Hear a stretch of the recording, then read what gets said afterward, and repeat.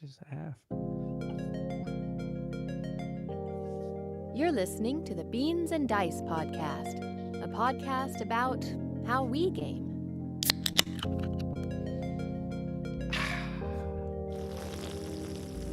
Nice. Ha! Happy Thursday, everybody. I'm Carlos. I'm Rob. And I'm Wayne. And we're the Beans and Dice podcast, a podcast about How we how we game. game. Thursday night, live call-in show night is all about how you game. We are in separate studios tonight. Rob, Wayne, thank you for joining me. I'm glad to have you guys back. Yeah. We had a great episode last week. We had our friends from Coalition the Game. Yeah. Who have funded. Big news. They funded As of today, they funded. Yes. They hit their stretch goal. Another wah, wah, wah, wah. Carlos is looking for a button over there. I'm not there. You can't. He's can't having problems with the buttons tonight. There you go. There you Okay, go. hit me in the head. There we go. I had to find a celebratory button for that. Yeah. Congratulations. Hit their funding goal. That's kind of cool. Nice job. Josh and Coco putting together Coalition, getting it on Kickstarter. We Congrats. had a great discussion last week. This week, we have no main topics because last week we did not only Josh and Coco coming on with Coalition, we also did our top 20 boards.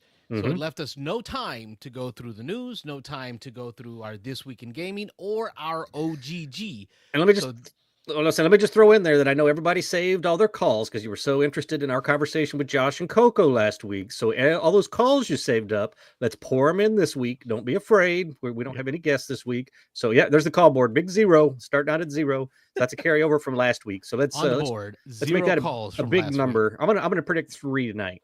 Okay. Crazy prediction. 3. Week. Well, we'll open up the phone lines early after we prime the pump real quick, but we will open up the phone lines here shortly.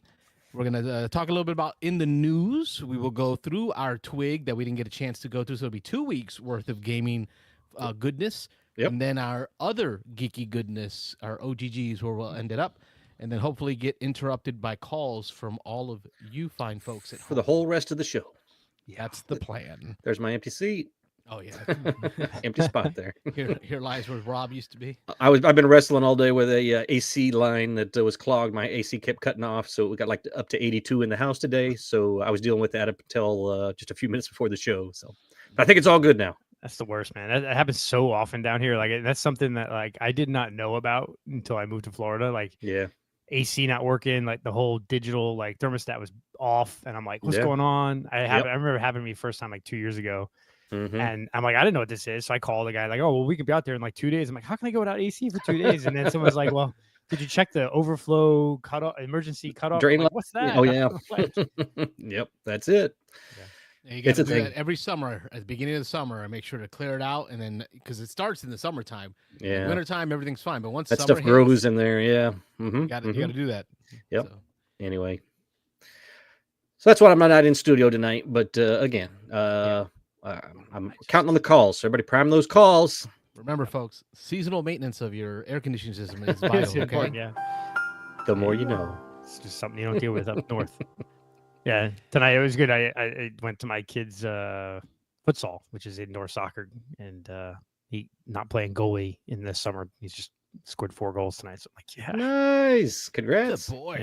yeah, yeah. He was rocking it. Him and one other player were just like back and forth. They were just it was good. Gold Cup kicks off Saturday.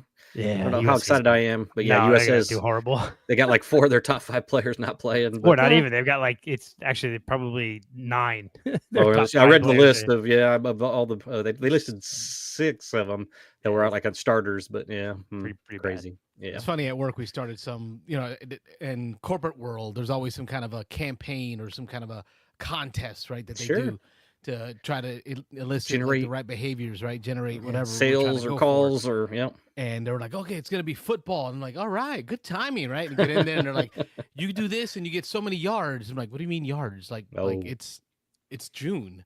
Yeah, Football doesn't start till September. that's I off thought you season. meant like football. Should be soccer. Yeah, football.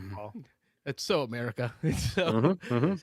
I'm like, can we even do like baseball? Like we're still in baseball season, No. right? Maybe hockey. Football, Nothing. football year round. You're That in was Florida. just recent. Yeah. Like So that was I think- just recent. This is football country. Honestly, though, as more and more as I've gotten into soccer, football over the last few years, I watch less American football. I still like Yeah. hockey. I still like basketball. I still watch all the sports, but like, Yeah. and what's funny is as my friends are like, oh yeah, as you explain it to people, and as you really truly understand the game, you start to go, oh wow, this is so different than I thought. It's Yeah. yeah. Baseball's that way too. It's boring to a lot of people, but if you actually know the sport, it's kind of cool to sit and try to predict the next pitch, predict where the batter's looking, what pitch he's looking for, what pitch the pitcher's trying to trick him up with, and you get excited a little bit about every pitch. So Yeah, I good think stuff. baseball is closest to the board game. Yeah. Closest to a board game is baseball. Because Yeah. it's the mental baseball. Yeah. It's Trying to- it's more of like a And chess. statistical. It's very Yeah. much more statistical. I mean, there's no such thing as, in reality, there's no such thing as a slump. Every hitter has their average, right? And of course, there's ups and downs on averages. Yeah. So you can really, I mean, there's a company that makes a living off of it, Stratomatic Baseball. They've been There you doing go. it since like the 50s or something. Yeah, every year. Publishing the teams from last year, and with accuracy, being able to replay actual World Series games, like with very close to accurate results, because it's very statistically valid. Yeah. Just like my love of board games. And the news. So in the news, There we go. What we're gonna do is we're gonna go through the. So okay, listen, I'm just a regular gamer like y'all. I don't know about Rob. I don't know about Wayne, but you folks at home, I'm just a regular. I am not in the industry. I don't get inside knowledge. All our news comes from what we consume, what we find online. Yep. So this is where we bring out the mind virus, right? We need your help. The whole Discord chat. There's a channel called In the News. If ever you find an article, a video, a topic related to board gaming, industry, or otherwise, and you're curious to hear our thoughts on it, that's the place to publish it. Because if you put it in the news, what we'll do is in our In the News segment, we'll go through those articles to talk about them. You'll find that myself and Wayne also post articles in there, because we're going to go through these. Oh, this is interesting to me, and I want to hear your thoughts out there in the world, and you'll know that we'll talk about it when the chance comes up. So one of the articles that I posted in the news was a wargamer.com interview of Eric Lang, where he's talking about his Clash of Clans, the Epic Raid board game core set coming out. I really found that one to be an interesting read from Eric Lang, and how much he really thinks this IP, Clash of Clans, the mobile game, is going to be just so great for the board gaming medium. So I was super excited about that. I don't know if you guys heard of that new Eric Lang Clash of Clans. I haven't actually. I heard he was involved in it. Did you say the name of the company, the publisher? I don't remember who's doing it. They just announced another big game. I saw this morning on Dice Tower News. They just announced 2001: Space Odyssey. So another an IP game that they're putting out there. They actually look like they're pretty far along. They've got pictures of the board and pieces and stuff. So that game looks like it's well along in production. Also, I'm looking at the article. I'm not seeing them mention the publisher, Maestro Media. Okay, that sounds right. Yeah, I think it's a new one. They said I think the Clash of Clans is their first, at least first big game, but maybe first game ever. And it's Tangential, but I'd love to. I mean, I didn't fully read I didn't read the article, but I think it came out prior to as the future article. We're talking about the sale of Blood Rage, Rising Sun that took place a couple weeks ago. Okay. Interested to see if he's weighed in on that, because those were his games. Yeah. Right. Mm-hmm. So I wonder if he owns. He's got to have a contract where he was getting a percentage of sales. So I'm sure. And I'm sure part of the reason why Asmodee sold it was the sales have dried up. So it'd be interesting to see if there's like newer versions of those games coming out in the near future that he can get some benefit from. So. Yeah, that's an interesting angle on it. I never thought about that. The bigger news has been what's going on with Simon selling stuff off, and we'll get to that next tournament, I think. But Eric Lang, he's was a Simon guy for a while there, and now he's kind of bounced around to a couple different places since then. But I never thought about what's going to happen with his royalties or whatever he's making on those or games. even does he own the rights to those games or royalties to them anymore? Interesting. Yeah. I'm excited about I've never played that game on mobile. I haven't either. But just the genre of that game, that whole resource management, and that's what this is going to be, like a worker placement attacking game. Like build your resources, build your defenses, and then use your resources to attack others. Like that to me just sounds great. And he also talks about how in the rule set, in the mechanisms of the game, he's doing it in such a way that it elicits not ganging up on one person. So we've seen some games that have done that well, where once a person gets attacked, attacking that person again doesn't do anything for anyone else better. Like I'm thinking of Adrenaline, the shoot 'em up game. Once you put some damage on somebody, going back for more doesn't really help. You need to go find someone else to attack. Yeah, you got diminishing returns each time you kill that one. So yeah. Yep, I like that. I like the idea of that combination of the Euro game along with a little bit of combat, a la Dune, the card game. Yeah, I'm excited about this title. Yeah, good stuff. Wayne, you posted in here a first look at Avalon Hill's Sanibel, designed by Elizabeth Hargrave. Yeah, that's kind of cool. And so it was a video. It was a very kind of a long video, but it was an interesting take. So Sanibel is a vacation spot here in Florida. Mm-hmm. I've been to a ton of conferences in that area over the years, and interesting. I guess she's from that either from Florida or vacation there on a regular basis. Mm-hmm. And so it looked like a kind of a lightish type game, but it looks like Sanibel, the beach there is beautiful, and there's always shells on the beach. And so the game looks like it's some kind of set collection. You're trying to collect shells to match. So it looked kind of cool. Yeah, the island. Just a little history on that. I've only been to Sanibel once. We spent a weekend there, but it's crazy for the amount of shells. There's big sections of the beach you really can't hardly walk barefoot because of the number of shells that wash up every day. And people get up at like 3:00 in the morning, 4:00 in the morning, go out with flashlights to be the first ones out to find the shells. But a little interesting piece is the reason it collects the shells that way is because the island, the Sanibel Island, is oriented east and west. And as you go up the coast of Florida, almost all the other keys are north and south. They're long north and south along the coast, but Sanibel points out east to west. And so for that reason, somehow all the shells wash up there. And so it catches a lot of stuff. So it's really kind of cool. But yeah. That's cool.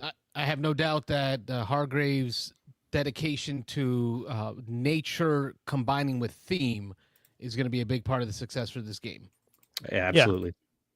I mean, it's kind of hard. Like when Wingspan's your first game, it's kind of hard to have like just massive hits every game, right? So I know Mariposas is a game that did okay. It's a solid game, but some people were not huge fans of it.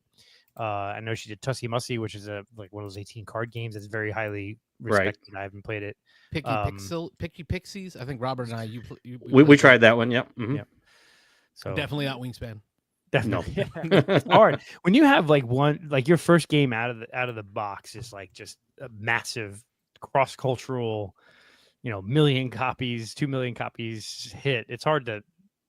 So what do you do? You just retire. Like you're done, right? You just retire.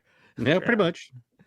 You don't even try anymore because you don't want to be compared to your every game's compared to that one, right? Yeah. So tough, but it's cool. It's cool. I like it just because of the Florida connection, because we're all Florida based, and yeah. I've been to Sanibel Island. It's beautiful, so it's kind of cool. Yeah, it's really cool. Mm-hmm.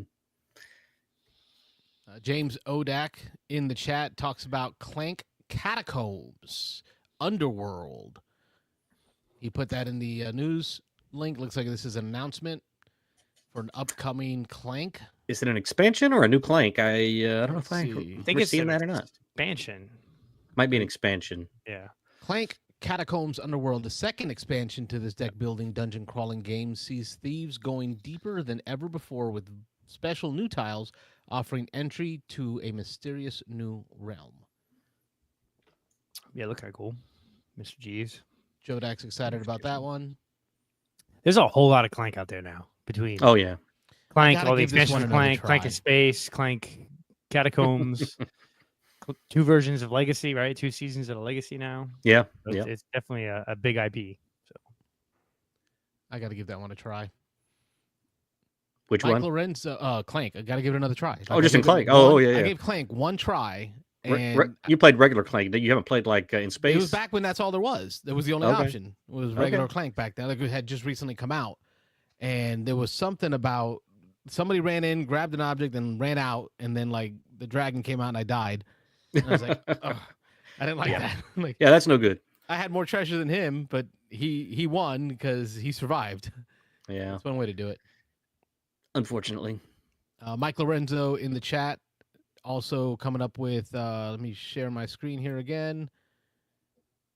This is a Roxley Games looks like a project management style status table.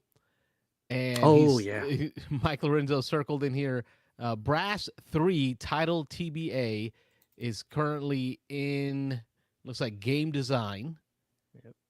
With art development, playtesting all starting to happen. And I think that goes back to with Gavin Roxley, Gavin Brown, one of the main guys there when he came out with Brass Birmingham. He mentioned years ago when they were first doing Brass and Brass Birmingham that there was going to be another game in the Brass universe. It just kind of, I guess, got pushed back, probably pandemic and other stuff. But that was cool to see. That yeah, a fire emoji from me. I'm all about that. Get some more get some more brass. Brass, yeah, more brass.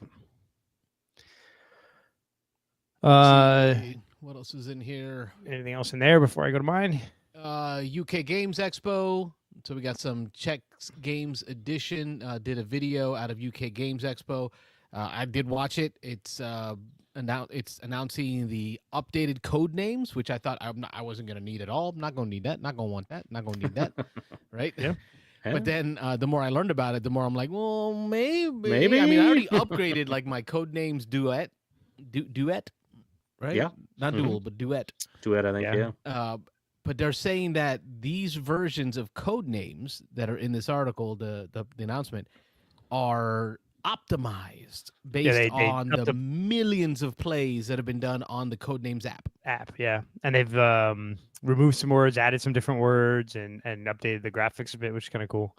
I like the box art. Box art looks great. The box definitely more colorful. Definitely. I mean, it's an evergreen, right? So you're gonna have to refresh it every so often. Yeah.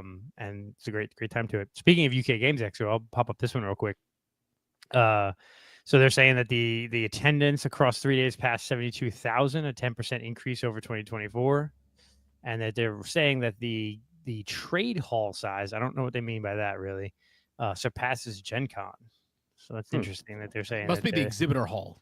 Yeah, maybe that's the word they use. Yes, over there, yeah. Right? Mind the gap. You know, Sure. They use different words, right? Yeah, whole different language. Putting it second to Spiel as far as the trade hall floor space. Yeah, so that's probably what that is. Isn't that crazy though? Because when I heard that really stood out. Yeah, those conventions are huge. Saying it's 2,000 square meters more than Gen Con. So I mean, but Gen Con is a lot more than just the dealer hall, right? So, but that's interesting. UK Games Expo has gotten that big. They're definitely now, as far as board game related conventions, they're the third. It wasn't even just the board games, bro. The wargaming going on there. I've been watching more that's what I'm saying, of gaming. Wargaming channels at the UK Gaming Expos, and I haven't posted it up there, but I got to post it up there. But they went through all the different wargaming companies and visited them. Wayne, there's this one that you're gonna love. It's World War II, and it's called Brickskrieg, BRICK. Brickskrieg, Legos. Lego World War II miniatures game. Yeah, I think I've seen that. Yeah. It's all little Lego tanks, little Lego soldiers. They're effectively a cheap knockoff company, but they are effective copies of Legos, and they're going to sell starter kits. You can get 3 Panzers versus 3 Shermans. It's all ground based, I assume. Yes. Okay. No, they do have aircraft too. Are there planes? Yeah, they have little Lego airplanes for World War II. Cool. But it comes with a free basic rule set. But of course, the idea behind it is you can use it in your current war game. So bolt action, which I think I've taught Rob once. Yeah, we played once. I could use the bolt action rule set, but with these little minifigures collections that they have. So UK Games Expo is more than just board games. Yeah, I mean gaming in general, because even that kind of gaming, war gaming, happens at Gen Con too. I'm just saying, of the 3 conventions now, they are really, I mean, you could argue whether Spiel or Gen Con are bigger. Really, it's perspective, right? If you're German or European, you're gonna say Spiel. If you're American, you say Gen Con. But I think they're different enough. I mean, Dan from your somebody's already calling in. I'm gonna open up the phone lines. Sorry about that. If you tried to call in, try again. We will open up the phone lines now. Yeah, there you go. I forgot about that. 813-618-7099 is the number. It's almost 9:30. Yeah, close enough. Sorry, go ahead. Nope. I was going to change the topic a little bit here. Back to I just was go for it. surfing while we were talking. 2001 Space Odyssey. So there is a listing for it on BGG. I was trying to find a good article, but they're all little snippets. But I just learning this for the first time. It says designer Phil Walker Harding. Ooh, praise be. Praise be. Yeah. Interesting. So that might mean it's a little lighter than you expect. yeah, could These be. games Yeah. are not particularly heavy usually. The board's not real busy. It's a bunch of big places to go to, locations. It looks like. So yeah, it doesn't look like a whole lot going on. So yeah, interesting. Yeah, But is cool. it you versus the board? So like you versus Hal? Hal. It does say Hal is the bad guy, so to speak. Let's see. One player controls the malevolent Hal, while the rest of the crew works together to outwit the AI and shut it off in a one verse mini format. So it sounds like Adele. Do you remember the name Adele? I remember the name. name. A period D period Yes. E, and it was one versus many. You were playing a ship, and you were The ship was trying to like kill the people. kill the people. Yeah. So Yeah. Cool. yeah. Yeah. I Oh, yeah. learned, So in the Dice Tower, in the news, they were talking about that, and I learned a fun fact about Hal. oh, yeah. I heard that. Being one letter off of IBM, Mm-hmm. and it was on purpose. So like I is one letter off of H, Yeah. B is one letter off A, and Yeah. M is one letter off L. So Interesting. that was on purpose. It was like a little knock at IBM. Yeah. Can you imagine back then thinking, oh, computers are going to take over, right? Evil Hal Hey, will It's only a matter of time. It's only a matter of time. Mm. I think we're here. AI. Yeah. Rob, Anyway. you posted a link to an article for Board Game Wire talking about Asmodee buying Zombicide. Yep. From Yeah. the article says struggling Simon. Well, I think Yeah. first thing let's back up 1 second before that and just say is like Asmodee CEO making an announcement that they plan to reignite buyouts of smaller companies unaffected by tariffs. So they're using kind of like this there's probably smaller companies that are being hit by the tariff charges and uncertainty there. They're reigniting their purchasing thing. That article came out, and then like literally like the next day they announced this article. So I will share that one now, and then Rob, go for it. Oh, I was just saying, yeah, there's definitely in the last couple of days, it's been hot news. There's definitely been people on both sides of the aisle here. There's where I was to start with when I heard this news, and certainly the news before about them selling several other big IP titles that they had was, Simon, what's going on? Are they going out of business? They going bankrupt? What's the deal? And so a lot of people are panicking, thinking that maybe Simon won't be much longer. There's another camp that thinks that maybe Simon is just getting the coffers, getting the money back so that they can actually fulfill the current obligations they have with the current Kickstarters that they've got outstanding. And then maybe after they get all that done, they can kind of reorganize and maybe either get back in full steam or at least tip back in with just a game or two and see if they can survive. So I'm kind of in between, right? So in the last 2 weeks, Asmodee has sold Blood Rage, Ankh, and Rising Sun. Yep, Simon sold. Yep. Sold those the three Eric Lang trilogy games, and then they sold Zombicide. Yep. And they probably sold it for a lot of money because those are all very well-known IPs in the board game universe. Sure. So they probably got a huge influx of cash, which will help them fulfill the 10 Kickstarters that they have outstanding. Mm-hmm. And the opposite side of that is how much money were they making annually off of the Zombicide IP? Granted, they have one or Kickstarter White Death or whatever that's being thing, but I'm talking about the original Zombicides. And apparently they're only selling Zombicide. They're not selling like Marvel Zombicide or DC. They're not selling those IP ones. It's just Zombicide. So it's like, how much money were they making off of sales of Blood Rage still, right? And they haven't really refreshed it or come out with a new version. So if they can dump it and make a ton of money off of it, that helps them continue on. I think the thing that I am most worried about with Simon is they let go all of their creative people. Yeah. All their designers and developer, like maybe not developers, but all the people who are coming up with the new products for them are gone now. And so once they fulfill these next 10 Kickstarter projects that are, I think it's 10, it's 8, whatever, it's 8, 10, whatever it is. A bunch, a lot, too many, which should be against the terms of service of Kickstarter, but they didn't really care apparently. Of course not. When you're pulling in $2 million per Zombicide, per Zombicide, yeah. Once they get these out of the pipeline, how do they develop the next game? That's where I'm worried. Like they now have the money to develop to fulfill all their Kickstarters, but after that, what happens? Yeah, and what do they do with that money too? I mean, that's some people are even worried about that. So the hope is that they're going to use that to fulfill those Kickstarters. But it wouldn't be the first time we've seen a company take the money and just shut down and say, Yeah. "Hey, we're sorry about your Kickstarters, but we had to pay some staff. We had to, had to do what we had to do." And maybe they dissolve, and that money just goes away. So goes away. And what's interesting is that we know that Simon was traded. I think it was the Hong Kong Stock Exchange. Yeah, I think it maybe, was. Yeah. and the trading of their stock was suspended because it had like tanked so much. It's down to like 14 cents a share or something like that, like crazy. So yeah, I don't. If they were a U.S. company, they would have been delisted. If it was on a U.S. stock exchange. Is it a fire sale or is it just kind of a reorg that they're doing? Right? Exactly. That's the big question. Yeah. Time will tell. I think. I mean, speculation. What I think happens, they use this money, they deliver a bunch of those Kickstarters, and then they downsize their company in general, and focus on just a couple of games, or they get fully bought up by Asmodee eventually. As everybody does. Yeah, eventually. We're all going to be Asmodee. We're like the Walmart of board games. Yeah. So there's it. Let's see. Any the big titles in there? Big news? Outside of that, the last thing I posted up was the Lord of the Rings Confrontation Ultimate Edition craziness. Video. They talked about that on the Dice Tower news. They did this morning. Yeah.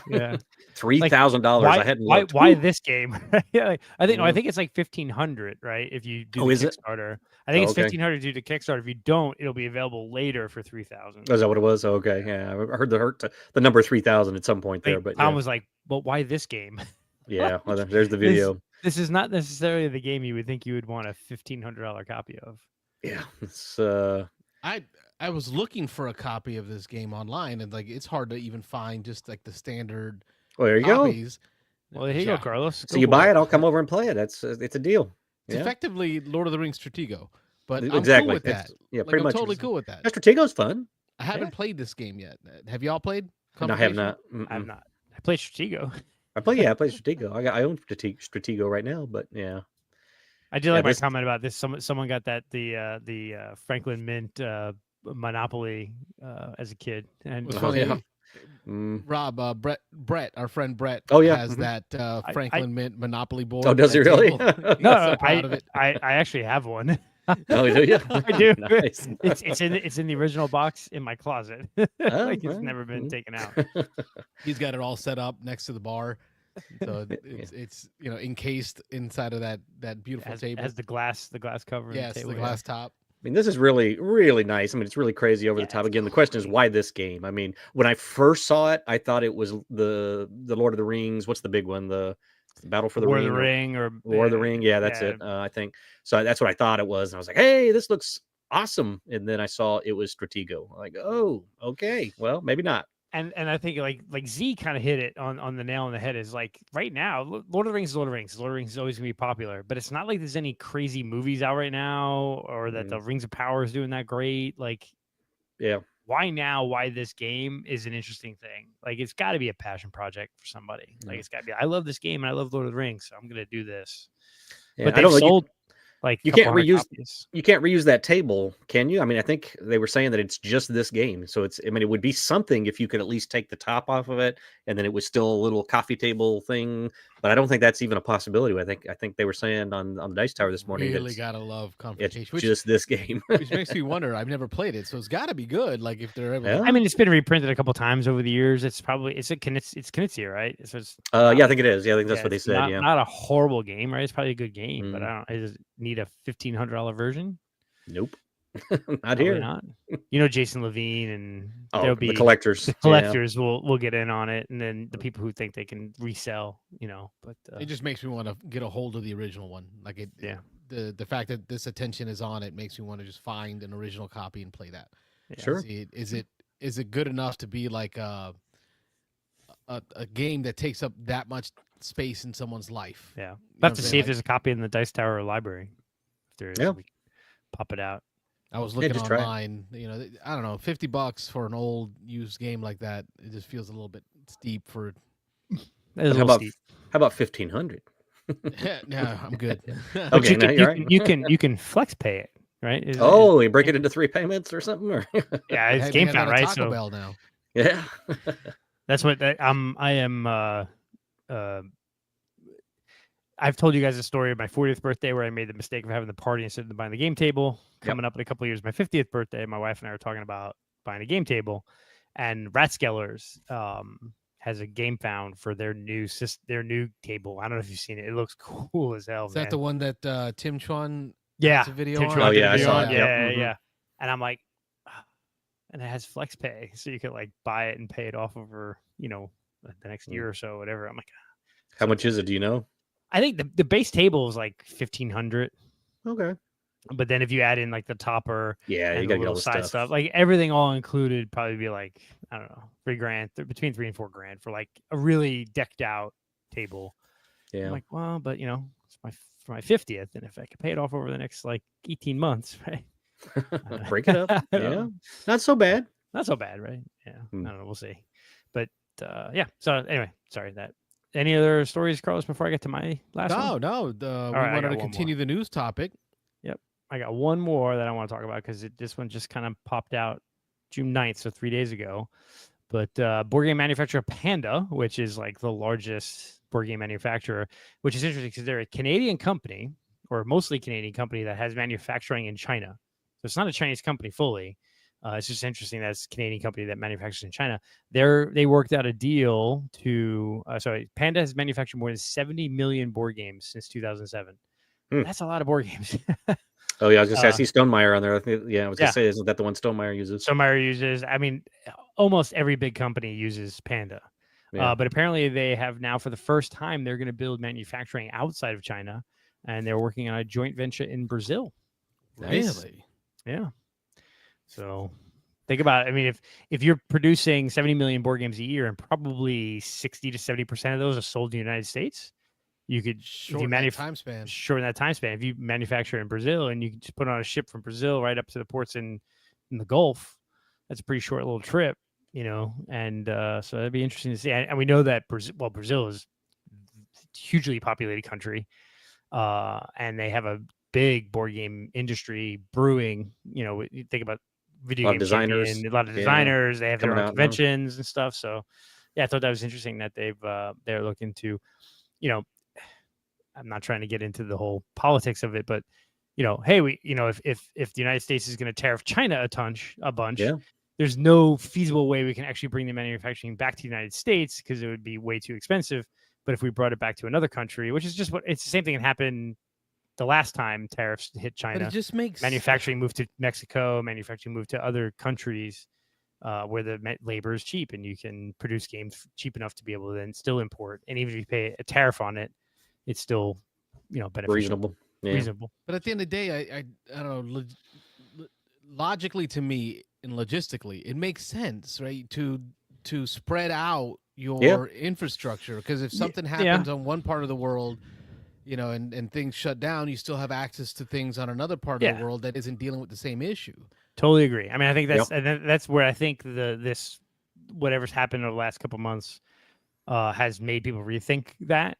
That I think localization of localization. I think, I think sure. the problem with production in China is they just do injection mold plastics far superior to everybody else. Nobody else can do that technology, right? Yeah, they've got the machinery and all that. They have 50 years of experience in. How much would it cost to get that guy to come live in Brazil for a little while? I don't know. From China to Brazil. Well, right? but I think though is as you talk about like was it CGE and the Rewood, right? And they're doing great using stuff. non-plastic SETI based is amazing. Yeah. Like look at the parts. Have you played SETI yet, Wayne? I haven't. All right, we gotta get you over here to play. So we gotta get it played. Maybe next week. Components, the Rewood components are awesome. Yeah.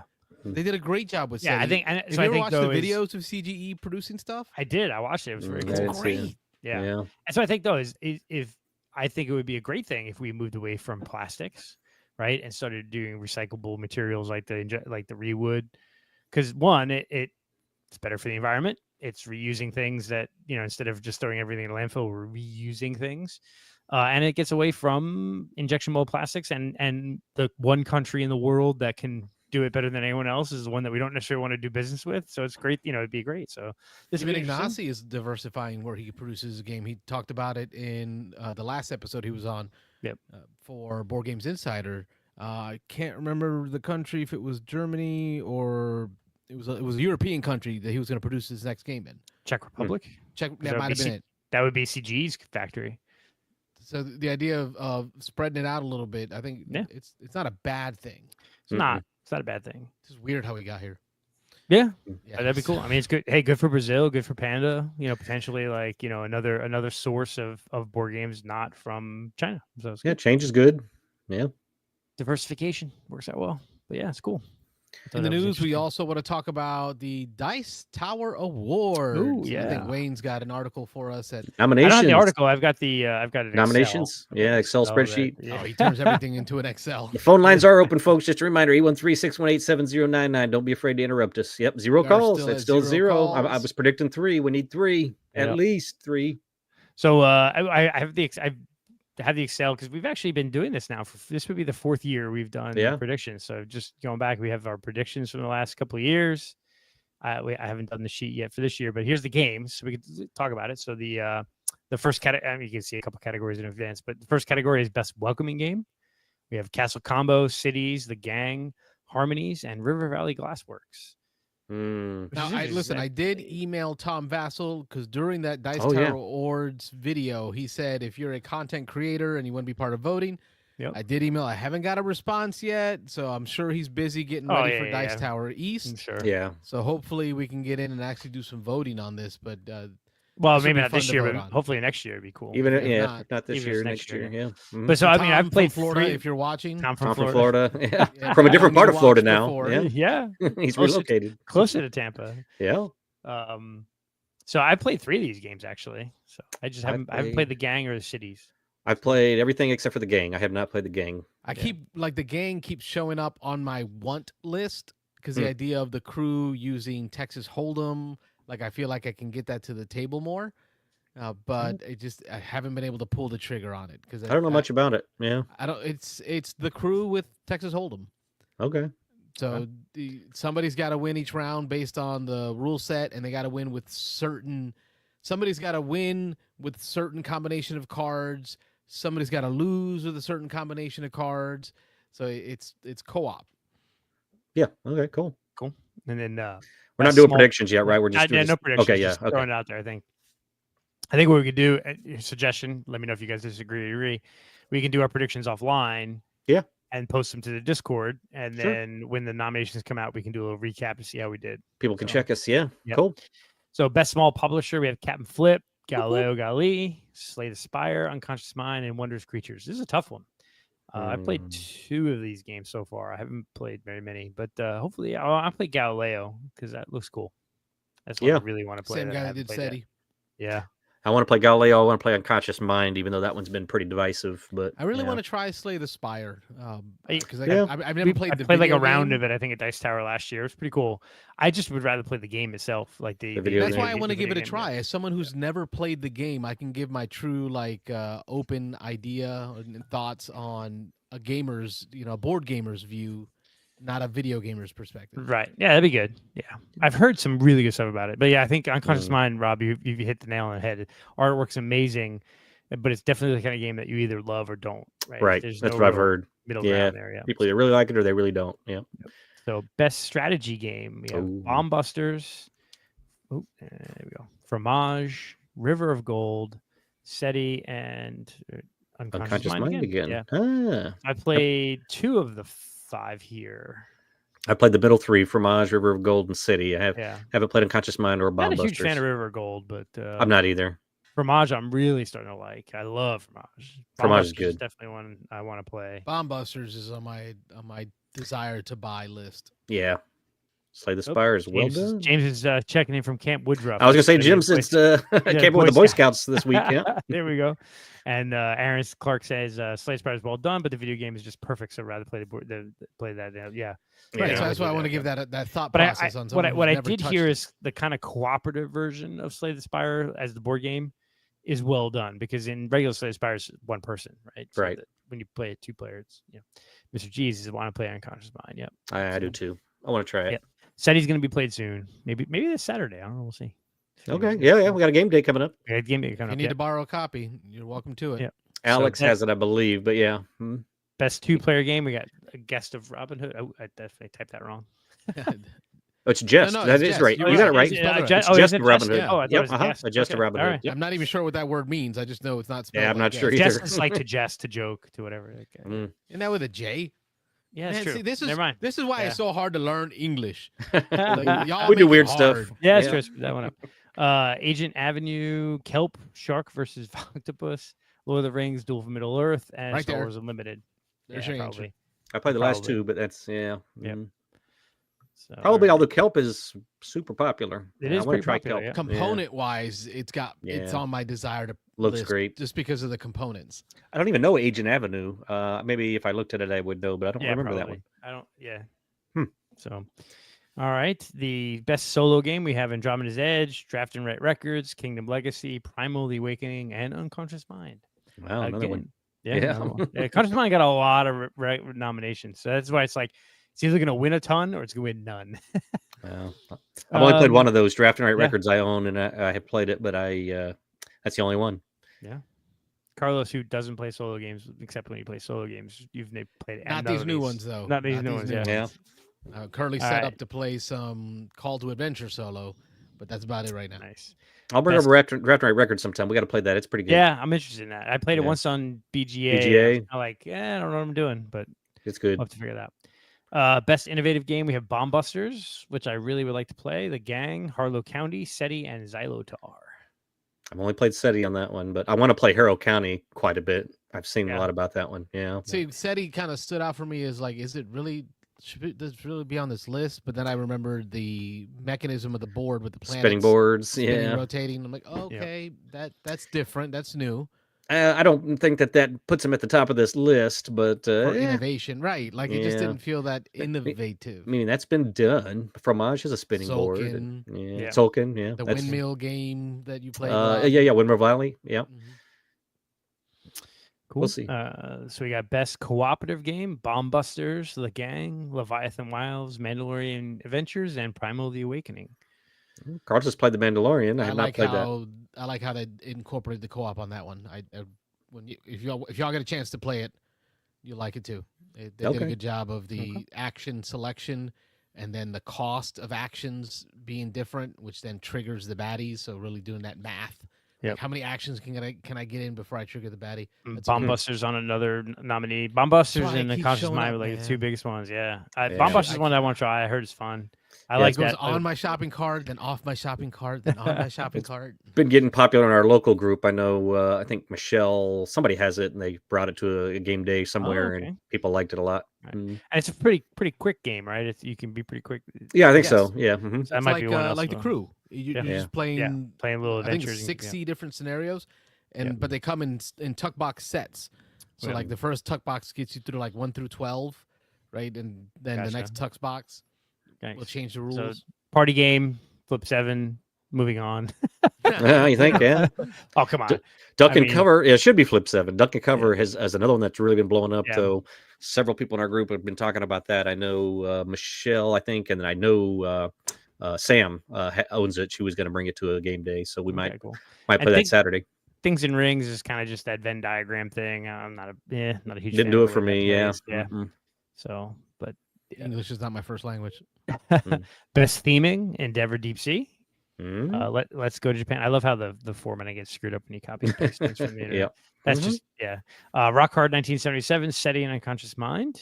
Pretty cool. Rock Hard, they just added Rock Hard is going to be in the Hot Games room at Dice Tower East. So, Oh yeah, yeah. Yep. And Endeavor, I believe, I also is think going she to be. was in a it. guest there last year. no, no, she was she somewhere, was- but it wasn't Dice Tower. It wasn't Dice Okay. Tower. It was She one of the other ones. might have been Gen Con or something. She was at one of the other big ones, but yeah. Endeavor. I'm the more I play it, it's on my twig for more plays. The more I play it, the more like I never bought it originally because I always thought, no, my first love was Endeavor Age of Sail. Mhm. It'll never be Endeavor Age of Sail. This is gonna be like the It's a different game. Libertalia. It's a different Yeah. game. It's so different. So Yeah. I'm surprised to not see it more on the The lists. nominations. Yeah. Maybe it came out a little too late for it to really have, kind of gotten there. Best new designer, we have Slay the Spire, SETI, Rock Hard 1977, River of Gold, and Flip 7. Oof, that's gonna be a Solid tough list one. there. That's a tough one there. Yeah, Those are good ones. Yeah. those are all good ones. Yeah, I don't. Yeah, but new designer, right? For SETI and like 5 other games this year. Like Yeah, Yeah. Yeah. He did a bunch. he There's showed somebody up who- with like a whole album. It's he not a just- new he just hit. designed Mm. games for 20 years and then just Drop Here's them my all in one portfolio. year, I'm Yeah. definitely gonna win Rookie of the Year. Like if Yeah. I drop them all right now. Yep. Yeah. That would be best new designer. Yeah. we have so best artwork, Explorers of Novoria, which I don't Never heard know of it. I've heard of it. Yeah, Harmonies, River of Gold, Rock Hard 1977, Unconscious Mind. I mean, some good artwork. Yeah, I think those last two, Rock Hard and Unconscious Mind, kind of really jump ahead as far as those other ones. Yeah. They're so different. Like Harmonies is really cool. The way they did the animals and Yeah, how do you though? compare some of this stuff? But Is it yeah, though? some people really love it. Is yeah. it really? Yeah. no, it's not really, girls. You're fine. Right. Best reprint, Finca, which I wasn't that impressed with. Middle No. Ages, Rebel Princess Deluxe, Skyrise, and Through the Desert. So, Yeah. Mm. interesting. Skyrise was a great redo by Roxley. Yeah, it was a great production. It Yeah, was. great production. Yeah. Mm. Don't know if the gameplay was that great, but it was okay. That's gonna be at the hot tables at Dice Tower. I know. Mm. Give it a try. Best production: Andromeda's Edge, Fractured Sky, River of Gold, River Valley Grassworks, and Unconscious Mind. I don't know. River Valley Glassworks. I don't know. I didn't get it either. People I'm just like, love those little Shaped gems. translucent, gem things. Yes. Yeah, I don't know. Yeah. Yep. I played it several times on BGA and never liked it. And everybody keeps telling me, "Oh, if you've only played it on BGA, you've got to play it in person." I'm like, I don't see how it would help that much, but okay. Yeah, I don't either. Yeah. And then last game of the year, we got a bunch. Shit, we got Andromeda's Edge, Bomb Busters, Fromage, Harmonies, Lord of the Rings, Duel for Middle Earth, River of Gold, River Valley Grassworks, Rock Hard 1977, SETI, and Unconscious Mind. How do they shun Flip 7 off this list? Like, come on. That's what I question too. I don't know why Flips. I mean, because if you talk about like a game that has just been talked about by everybody and anybody on every podcast and everywhere you can think of, and has gotten 7 million copies, and it's not, and we're not talking about just like board gaming podcasts. They are right. They are just like regular world podcasts out there that have nothing to do with and it's nominated for Spiel, and they it's have nominated... millions of views, of views Wait, of them so, playing Flip 7. So Bomb Busters is nominated for the Spiel, right? Hmm. Flip 7 is nominated for the Spiel. Kind of feel like they should both be in here. Both be on there. I think Yeah, it's the, probably. I don't know. There's a Pinkies Up. chance either one of them Pinkies win, Up but board yeah, gamer, Yeah, I don't know, yeah, based on the who's voting, we'll see. I mean, like Andromeda's It's too Edge, light. but like, yeah, I think that. And then just the 2 Hall of Fame games this year that are inducted to the Dice Tower Hall of Fame. They've inducted Patchwork and Splendor. both solid titles. Yep, Yep. both belong. I'll allow it. Interesting. So I will get you guys the Excel. I did post Excel in our chat, but I'll do it again, and we'll do our picks and then go from there. Yeah, I saw the link. I'll jump in there and do my winning picks again this year. That's all right. Winning picks. I don't think you. Yeah, you did win. last year. Did I win? I thought it was 2 in a row, but I could tell you in a second. Hold on. Mhm. You got the stats. Might There. be 2 in a row. I do, yeah. It was 2 of the last 3. So if not last 2 in a row. year, yeah. So last year, Carlos was 7 out of 14. Rob was 11 out of 14. I was 9 out of 14. Mm. So yeah, Rob won that year. Then the year before, yep, Rob, you won 2 in a row. So it's 5 out of 15 for Carlos, 8 out of 15, 6 out of 15. Hey, I think I hear a call coming in. There we go. Calling to congratulate me. So I won Beans 3 and years Dice ago. Podcast. I've State won. your I won the name. first year. You won the last 2. Yeah, there you We're go. going to year 4 now. State your name. Where are you calling from? This is Chris, Wesley Travel. Hey, Chris. Great, Miller? Chris from Wesley Yes, Chapel. yes, sir. Oh, I- long you time told me listener, that I need first to time call in. caller. There you Yes, go. You Wah, wah, harassed wah. me at the. You harassed me, so I said, okay, I got to call in. At the I'll, game I'll day. accept Yeah, that. That was a yeah. little bit of harassment. Yeah. Thanks Appreciate for you I calling. calling. always wanted to be. I always want to be call number 1, so I can say I have that. There you go. Well, I'm gonna update. I'm gonna do what they say. Put it on the board. Put it on the board. Yep. One call. What you got going on, Chris? What been playing anything lately, or? Oh yeah, we've been pushing to get stuff to the table. You know, I think it may have been Daryl or somebody else that just made a comment somewhere on the board lately that they become more of a collector and less of a player. Yep. And I'm like, okay, you know what? They're right. Yep. And not that we've really pared down our stuff. I think the wife got rid of like, I don't know, 8 boxes or 10 boxes of games for Noble Knight. Oh, stuff yeah. we didn't want anymore, but that still leaves us with hundreds of games. They're all good and the stuff we want to play, but you know, you've got to make an effort to get them to the table at this point. So we're pushing to play multiple ones a week, and then of course going to game days and stuff like that. And we're going to hit a bunch at Dice Tower too. So awesome! Can't wait. Oh, nice! You're gonna be at Dice Tower. Awesome, cool. Yes, so we're going to get that list together. Yep. But this week was Caverna, which had been sitting for a while, and my wife had never played it. Okay. And then we played a few rounds of that because you've got to play a few rounds of it to remember how to play it. And then, what was it? Well, we also went over to a lighter group this past weekend, more deception, code names. Did play Bomb Busters for the first time. Ooh. Ooh. You know, I I'm wanna a hear big about co-op person. Yep. So yeah, my wife loves it. She's played it a bunch of times. We kind of played a few rounds of the introduction games, at least to teach you how to play it. And I get it. You know, it is interactive, and you are trying to give clues to the other players about what wires to cut on their board. And it's kind of blind. So I get it that you're trying to be strategic about it. But at the same time, you can point. The mere fact of the game is if I can literally point to the wrong wire and lose the game on the very first turn, that kind of, you ruin the game for me. That the thought that possibility exists is kind of messes it up. Okay. Kind of like that in the crew though too, like with the trick taker. oh, I've done that. Yeah. I've been the one. Yeah. The first play, and Rob's like, plays a card, like, oh, we're done. It was the Dice Tower with Michelle. She was there. She'll tell you the story. But yeah, I took I said I was going to win the 2 of spades or whatever it was.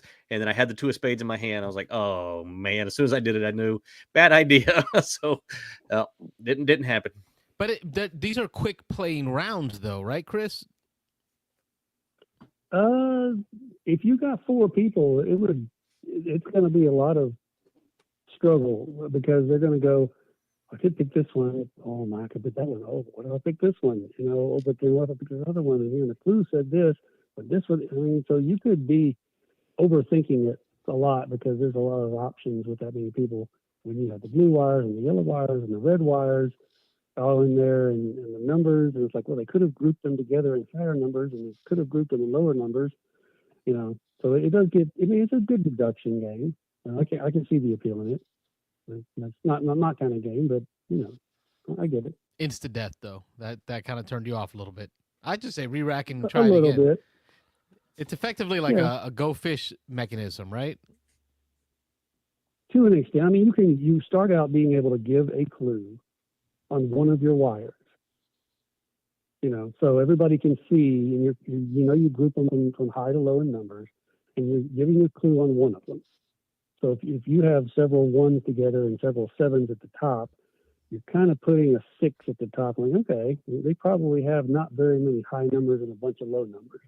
It gives me some idea where to start guessing, you know, along the area, and you go from there. And then hopefully, if you're right, you start revealing more things, and then it gets to the point where, you know, almost, you know, it's a little more immersive in that regard. That I am at the point where I'm down to 2 wires. I'm going to have to cut one of them, and it may be a 50-50 shot here, and we blow up or not.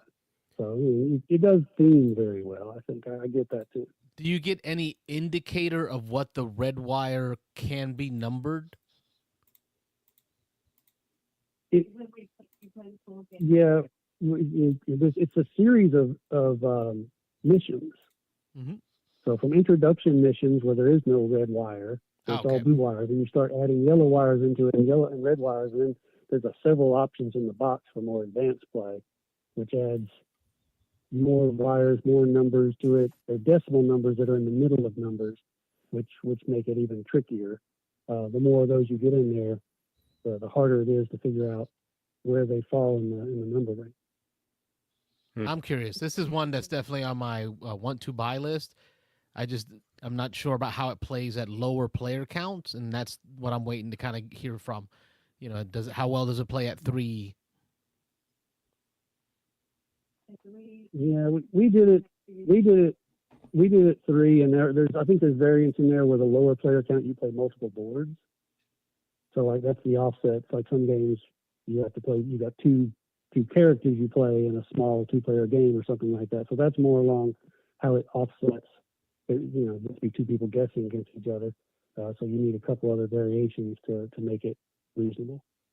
Okay, I appreciate that. So yeah, hopefully that doesn't make it too different of a game that it ruins the experience, I would guess. No, and you've got there's cards that help you, and then tools that come out in the game in the more advanced games, and you really would need those because it starts getting pretty tough. You've got to have some type of, I got to be able to point it to, or something, to be able to do it, because it would just be impossible if you're just guessing one at a time. All right, last question for me on this one. Does it elicit the Lay's effect? Right, so in like the Crew, it's like the Lay's potato chips. You just can't have one. Can't have just one? You play one round of the Crew, you are like, re-rack, let's go again. Does it elicit that effect with Bomb Busters? Sounds like not with Chris, maybe. Not with me, but I'm not a big co-op person, so but I can say, to be fair, I played the Lord of the Rings trick-taking game, and that was more immersive. So I was like, okay, let's play another round of that with a different story, a different character. So, I mean, maybe it's the experience for me, but, that one did. I do like trick-taking games. Another one is, that I've always liked that doesn't get talked about a lot, is Skull King. That's a competitive trick-taking game, but there's so many variants in it. You have to predict how many tricks you're going to take, or and you have to be exact. That's the thing. So you can't be, I got 3, but I got 4. That's fine. No, you've got to take 3. And then for all those reasons, my copy is still unplayed. Yeah, and the pirate theme is always fun. Nice. Yeah.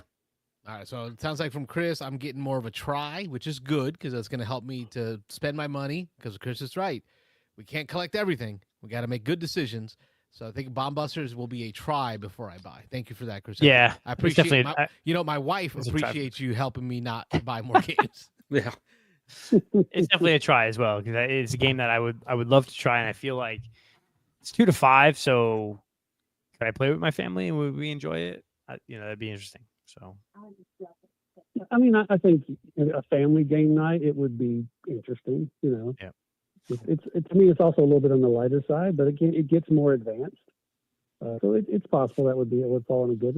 We also played Deception and I do Murder in Hong Kong. Yeah, I enjoy that one. That's a good one.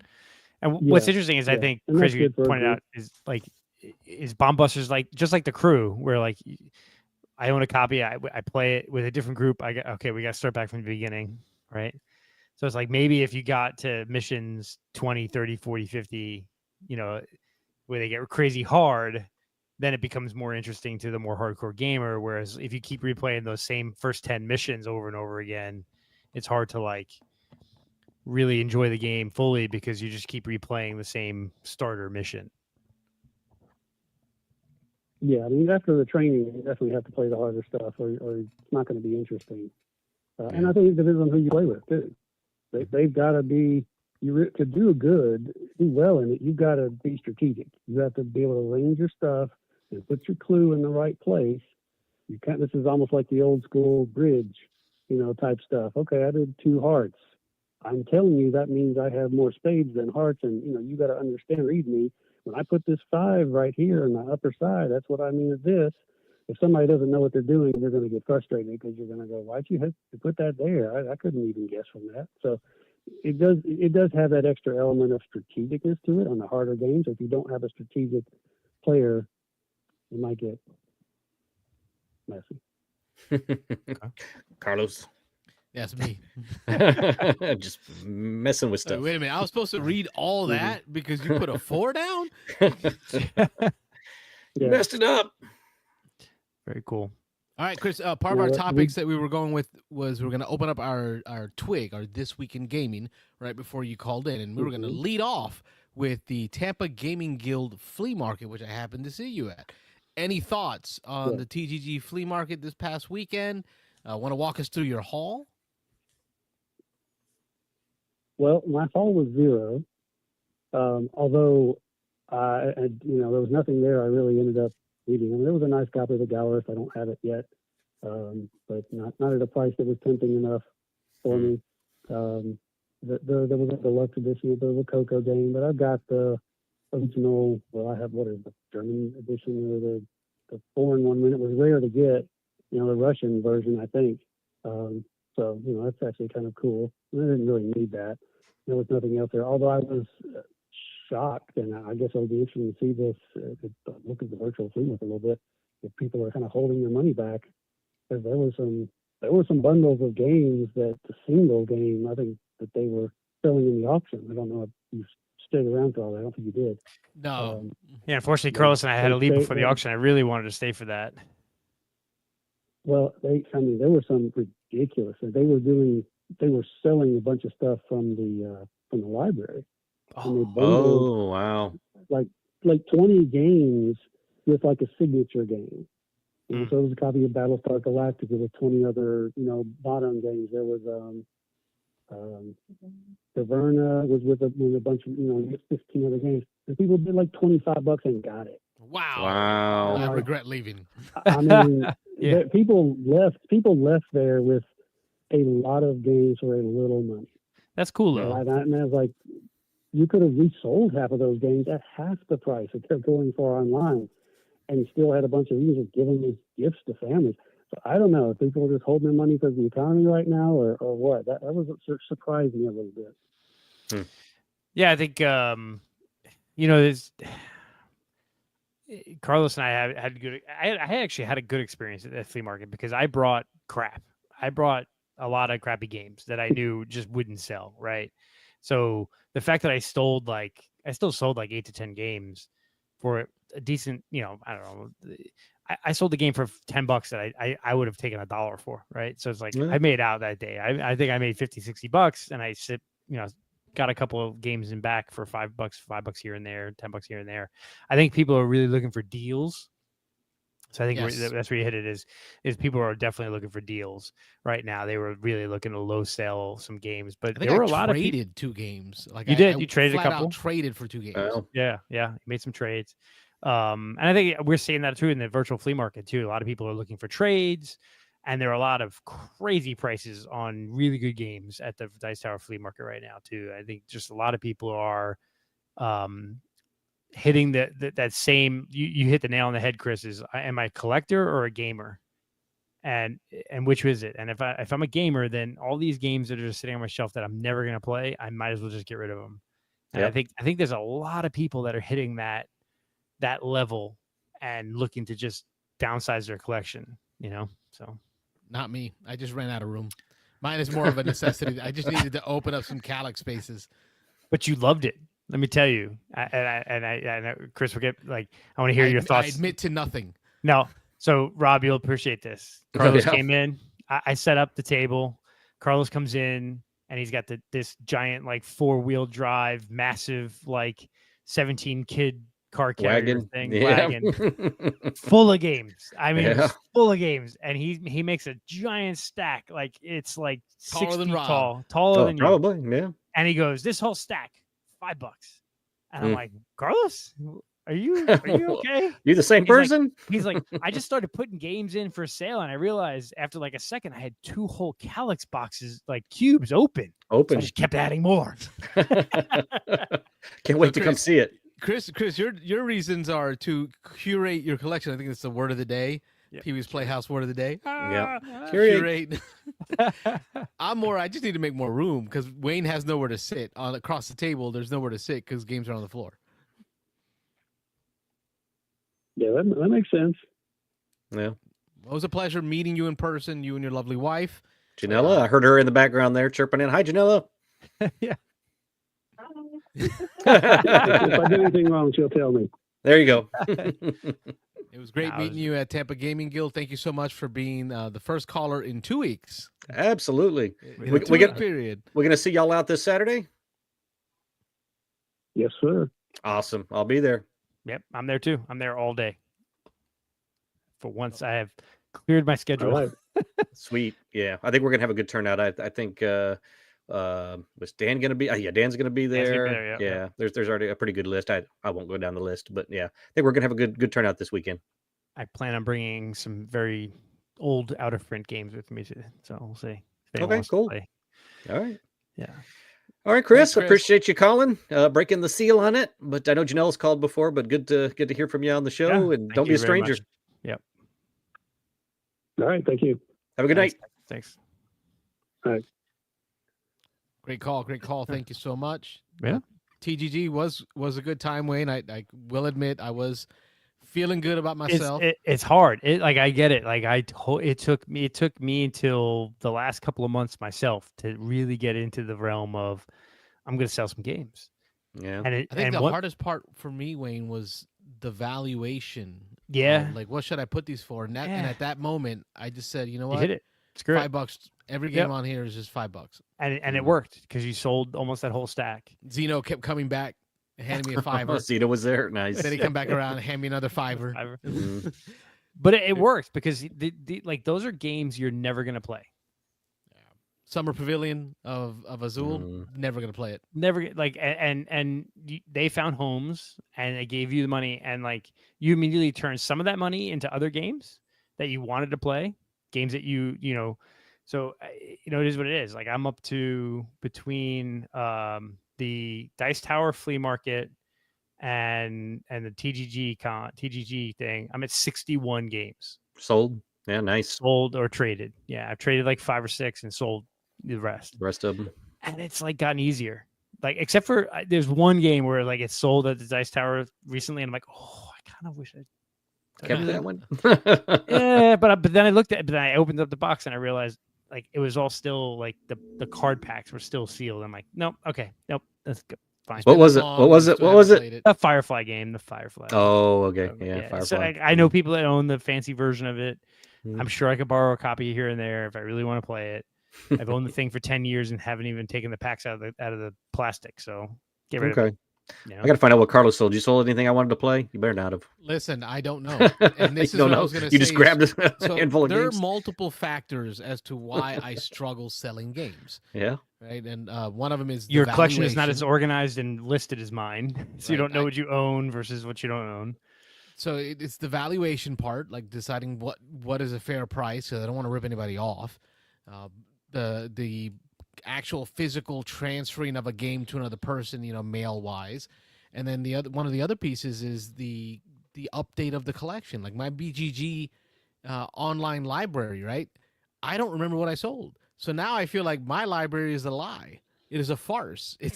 It's what I have listed on my BGG is wrong. Some of these games are But how gone often now. how often do you actually add and remove stuff from that? I mean, so Every time I play a game, I Yeah. put it in my BGG app, which then updates my library. but that's just as played, not that you own it. No, I put owned. I update my okay. collection Okay. of for Another owned stuff. caller. Yep, And there you go. a couple 3 years ago, I did go through. I think during the COVID time period, I went through and updated my entire online library. Nice. Beans and Dice Library. podcast. State your name. Where you calling from? Library. Hi, this is Robert from Canada. Oh, Hey, okay. Robert. Hey, Robert. How are you? Good. How you doing? Good. We are well. We're talking about recent flea market game day, and in the Tampa area, and some of our successes in getting rid of games and making space for new ones. What do you got going on? Oh, all kinds of things. I love going to the flea market, actually. The only problem with the flea market is they tend to mark up games a lot. Some people do. Yeah.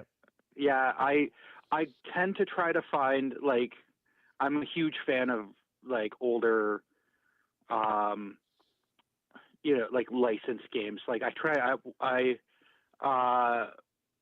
to find what was it? The Welcome Back Kotter board game. Oh yeah, 'Cause okay, it's something I want. It's a holy grail. sure. And every time, like, I found one that was unpunched, and the guy wanted like $100 for it, and I'm like, I Oh, can't wow. pay $100 for something like that. Mm. But the reason I was calling actually is something different. Sure. I was just thinking, like, this question sort of came to mind. I have a lot of games in my collection that are sort of like, the rules are kind of unintuitive, and the rules are kind of unintuitive, and sorry, That's all right. and it's hard to learn them, right? Yeah. And so they just don't come out because it's hard to learn, it's hard to teach. So and like one of the games, for example, that I have is Fury of Dracula. I have a copy of Fury of Dracula. I still have not played it. Ditto. Right. I'm staring at mine. Ditto. Yeah. Oh, I Mhm. play. I And- played my copy a bunch of times. It's a good game. Yeah. Yeah, like, so how do you guys learn something like with a rule set that's so so obtuse, you know what I mean? Like, and I've looked at Yeah. videos and stuff like that. Like, is there any any trick that you guys have to it, or? I think I'll say I'm 50-50, right? So I have about half of my games that are like that, but like Twilight Imperium or War of the Ring or whatever, or Firefly, that big, they never get to the table and they're being sold at the flea markets, right? And then there's the other half of those games that I have played, right? And so it's either, again, it's watching a video online, but honestly, I think part of it is just finding one person that's played it before Yep. and letting them Right. teach it. Letting them teach it and just, doing it. I've never been like, I know Carlos is actually, you're really good about this, about taking a game out, setting it up, playing, Solo. Yeah, just solo, but whether it has a solo mode or not. Yeah. solo or not, you might play 2 or 3 players worth of it to play through the game to figure it out. That's just not my style. My No. style is basically find someone that knows the game, have them teach it to us. Conventions are a big, good thing for that. Players, looking for teacher and throw that up there. Or just like, I think like Rob and I, like, hey, we want to learn this game. Okay, let's pop it down. One person starts setting it up, one person starts reading the rules, and just kind of fight your way through it. Right. So, but just kind of stumble through. Kind of stumble through the first time, yeah. And there's a lot of especially games with like the that. kind of games that Robert, and if I remember correctly, we talked before. You got a penchant for some of these mass market IP older games, right? Yeah. Right. So the rules writing for that, I can imagine. Oh yeah, I'm sure is they're not the probably best. not Yeah. great. Right. Yeah. So yeah. having like Rob and Wayne there with me, and we're going through the rules together, we can kind of like intuit. I don't know if Right. that's even a word. Like how we think they're trying to Yeah. establish this mechanism. Something's not clear. We were just like, all right, this Yeah. is probably what they meant. This is probably the best Probably, way yeah. to do it. So either way, we're playing it that way. So, So But you got to find a haven't- couple of Right, suckers to yeah, bring sit with you, do Yeah. that. Yeah. Now, I haven't tried this yet, but I wonder if it would be good. So there's an AI tool, Notebook LM, which is a Google tool, Mhm. which I use in my work, right? I work for government, and so I'm dealing with regulations and laws and rules and all that stuff. And I basically take the regulation, the rule, and a bunch of other like trainings or PowerPoints or I throw it all in a Notebook LM, and it reads them all, and then I can ask questions of it.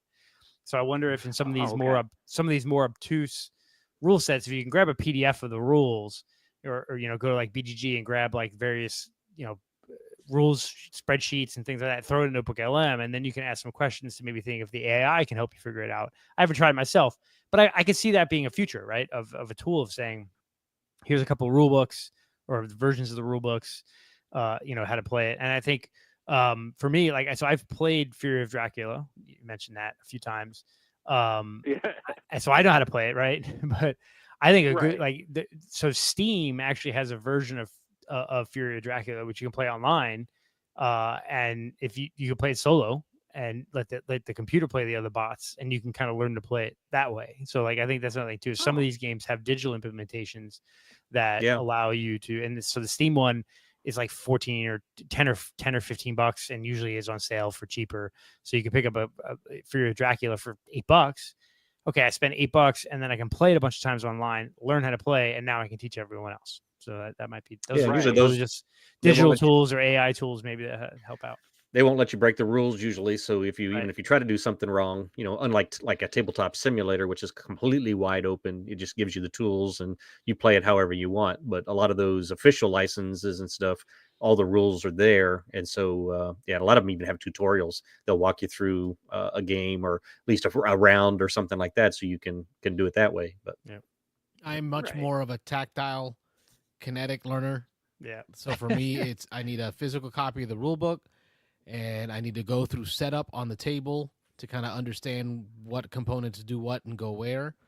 And then that's how I'm going to try to work my way through. But more importantly, Robert, the game has to have some kind of a theme, mechanism, or designer that makes me want to push through the difficulty. And for that reason, like Fury of Dracula has not done that for me. Like there's nothing in that box that makes me say, I got to play this. Yeah. Well, there is that you do bring up a good point with that, because one of the things that does, with rules is that there's usually something thematically that makes it click with me. Yeah. Like I recently learned how to play the Stardew Valley board game. I played it with a friend, and it looks big. I mean, it is big. It takes up most of the table, and it's a 3-hour game when you're doing the teach. And it's probably longer with the full 4 players. But if you know the theme, if you've played the video game and you know the theme, and you know how each mechanic is supposed to, work with it, with the original source material, it actually kind of clicks easy. But with something like Fury of Dracula, or another one was Tragedy Looper, was another one that I've played that was really difficult to teach. But I think a lot of that one was translation issues. But with those games, like you don't have a thematic thing to fall back on, to be like, oh, okay, so this mechanic is just like this, Right. Yeah, we've definitely talked about this before too. I mean, so you're definitely not alone. Carlos and I'm trying to think of the games. Like maybe Root was one of them that came up. But these games that if you don't play them regularly, if you don't play them over and over, and at least touch back on them every couple of months, if it sits on the shelf for more than a couple of months, you're basically relearning the game, and it's a struggle. Even games I've liked, and then on the other side of that, there's games that I thought I knew. This has happened probably to all of us here at least, but it's like, oh yeah, I can teach that game. I played that a year ago, but I liked it. It was a great game. And you sit down and you put everything out and you're like, hold on, I don't know this nearly as well as I thought I did. And then you're in the rule book with 3 other people waiting for you, trying to figure out, half the mechanics of the game. And so, yeah, you're definitely not alone. We've all been there. Yeah. Yeah. Yeah. All right. Well, thanks for the advice. Yeah. Which game are you looking at getting into next? What tough rule set are you trying to get into? Well, the thing that sparked the question was Fury of Dracula. I think that's the one that I keep going, and I'm like sitting there going, I got to bring that out to game night at some point. Yeah, because I actually got to get out and play it. It's either a 3 or 5 player game. It's 3 or 5. Don't do 4. Yeah. Well, so really, I usually have a third player. So So one person is going to be Dracula, and then there are 4 player characters. You have like Lord Godalming, Nina Harker, Van Helsing, and then there's a 4. I can't remember the 4th one. I keep saying these words. I'm not I sure. played it twice, but I don't remember. Yeah, you want to play with all 4 of them. So either you have so someone's gonna have to double play. So really, if you have 2 other players, they each play 2 characters, and then someone plays Dracula. So if you have 5, then everyone plays one of the 4 characters, and someone plays Dracula. So for me, I think that game is best at 3 and 5, because if you play it at 4, then two people playing one character, one plays two. That's okay too, I guess. But really, a 2-player is definitely not good because someone's got to play the other 4 characters, and it's kind of rough. So, yeah, I think 3 and 5 is where it's a sweet spot. The experienced player should play Dracula, and then teach everybody. Generally, it's fun. It's a fun game. It's like whole cat and mouse thing that I love, and so I like playing. Yeah. Dracula, so. I'm looking at my Casio right now, Robert, and it says it's about 10:26 Eastern time. So that says you got about, I don't know, 3 months, 4 months before Halloween, right? So you got some There time. you go. Got time to learn it. It's a good game. Yeah, that's a good Now, game. is that celebrated up north like it is in Oh yeah. In the States, Oh yeah. Yeah, we got the kids coming. We got the Halloween adventure, Spirit Halloween. Take over all the like stores that that closed out. Yeah. See, like right about this time, like during summertime, I start deciding like what game do I want to bring out as the Halloween game. The Halloween game. See, I would love to do Halloween Yeah. in Canada because that it's would cooler. be a good one, actually. That would be a good one. That it's funny that there does seem to be like this sort of you don't really see Christmas games or Easter games or Valentine's Day games or whatever. Like those would maybe have limited appeal, but you see a lot of Halloween games. But I guess it's because Halloween is just sort of a general horror. Yeah, the whole dark, scary. Yeah. Mm-hmm. Yeah. I still have hopes that my Santa game will come in the Kickstarter. That one that they went under or whatever. Oh, Santa's Workshop. Yeah. There you I go. Kickstarted it, so there's still Merchants of the Dark Road Company, right? Yeah, and what's interesting is it has been produced. The games are sitting in a warehouse in China right now, and there's a company looking to buy them out and potentially bring the games over. So there's still a chance I get a copy of it. But yeah, I like Halloween. I like Halloween for the candy and having fun with the kids. But Christmas is my thing. My house is like a Griswold house, man. When you see my So, but I'm looking. But this gives you a time frame to learn it, and then it gives you a goal to have it played in, right? Yeah. So then, well, I tell you that other people will commit. Yeah. If you play games, if you have a Steam account, the Fury of Dracula on Steam works really well. It's a really good implementation. You can usually get it for under $15, and you can play as Dracula. You can play as the other characters, so you can really kind of learn the game and then turn around and teach it. So. Okay, cool. Good recommendation. Yeah. Yeah, thanks for the recommendation. Thank you for the phone call. That makes number 2. Number 2, we appreciate it. Making it a call-in show. Trying to make Rob's prediction correct. Yeah, I'm looking for 3, at least one more. So yeah. What's the over/under? All right. Well, have a good night, guys. You too. Appreciate it. Thanks for calling, Robert. Thanks. All right, 2 calls back to back. Love it. Getting there. PGG Flea Market. Wayne, I know that you sold some stuff. We talked about some of the stuff we sold. Yep. What about hauls? Any purchases for you? So you gave me the Wizard's Tower expansion to Castle Panic, which I appreciate. Oh, cool. Because I have the original Castle Panic, and getting the expansions now is tough because they have new additions. So I really appreciate that. It was in the stack. I'm like, oh yeah, I'll buy it. And you're Carlos being Carlos. Just take it, dude. Just take it. Good.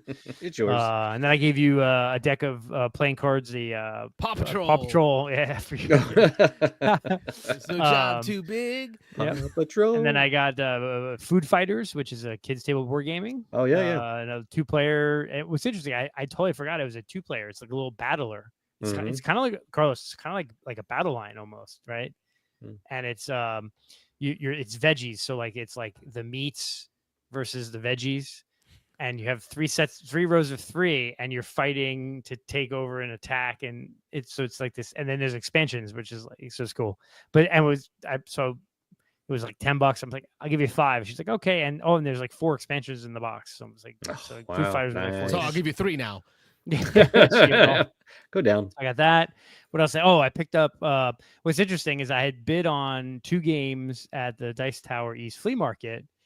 For a copy of Raw, which is which is funny is everyone was like, you didn't own a copy of Raw? I'm like, no, I did. I own the other 2 bidding games, the auction games. You're always hyping it up, so like I thought. Raw. A copy. No, I own. Because I have friends that own Raw, and it's of the 3, it's probably my least favorite because I like Hollywood Blockbuster, Drum Fabric more, and I also love Medici.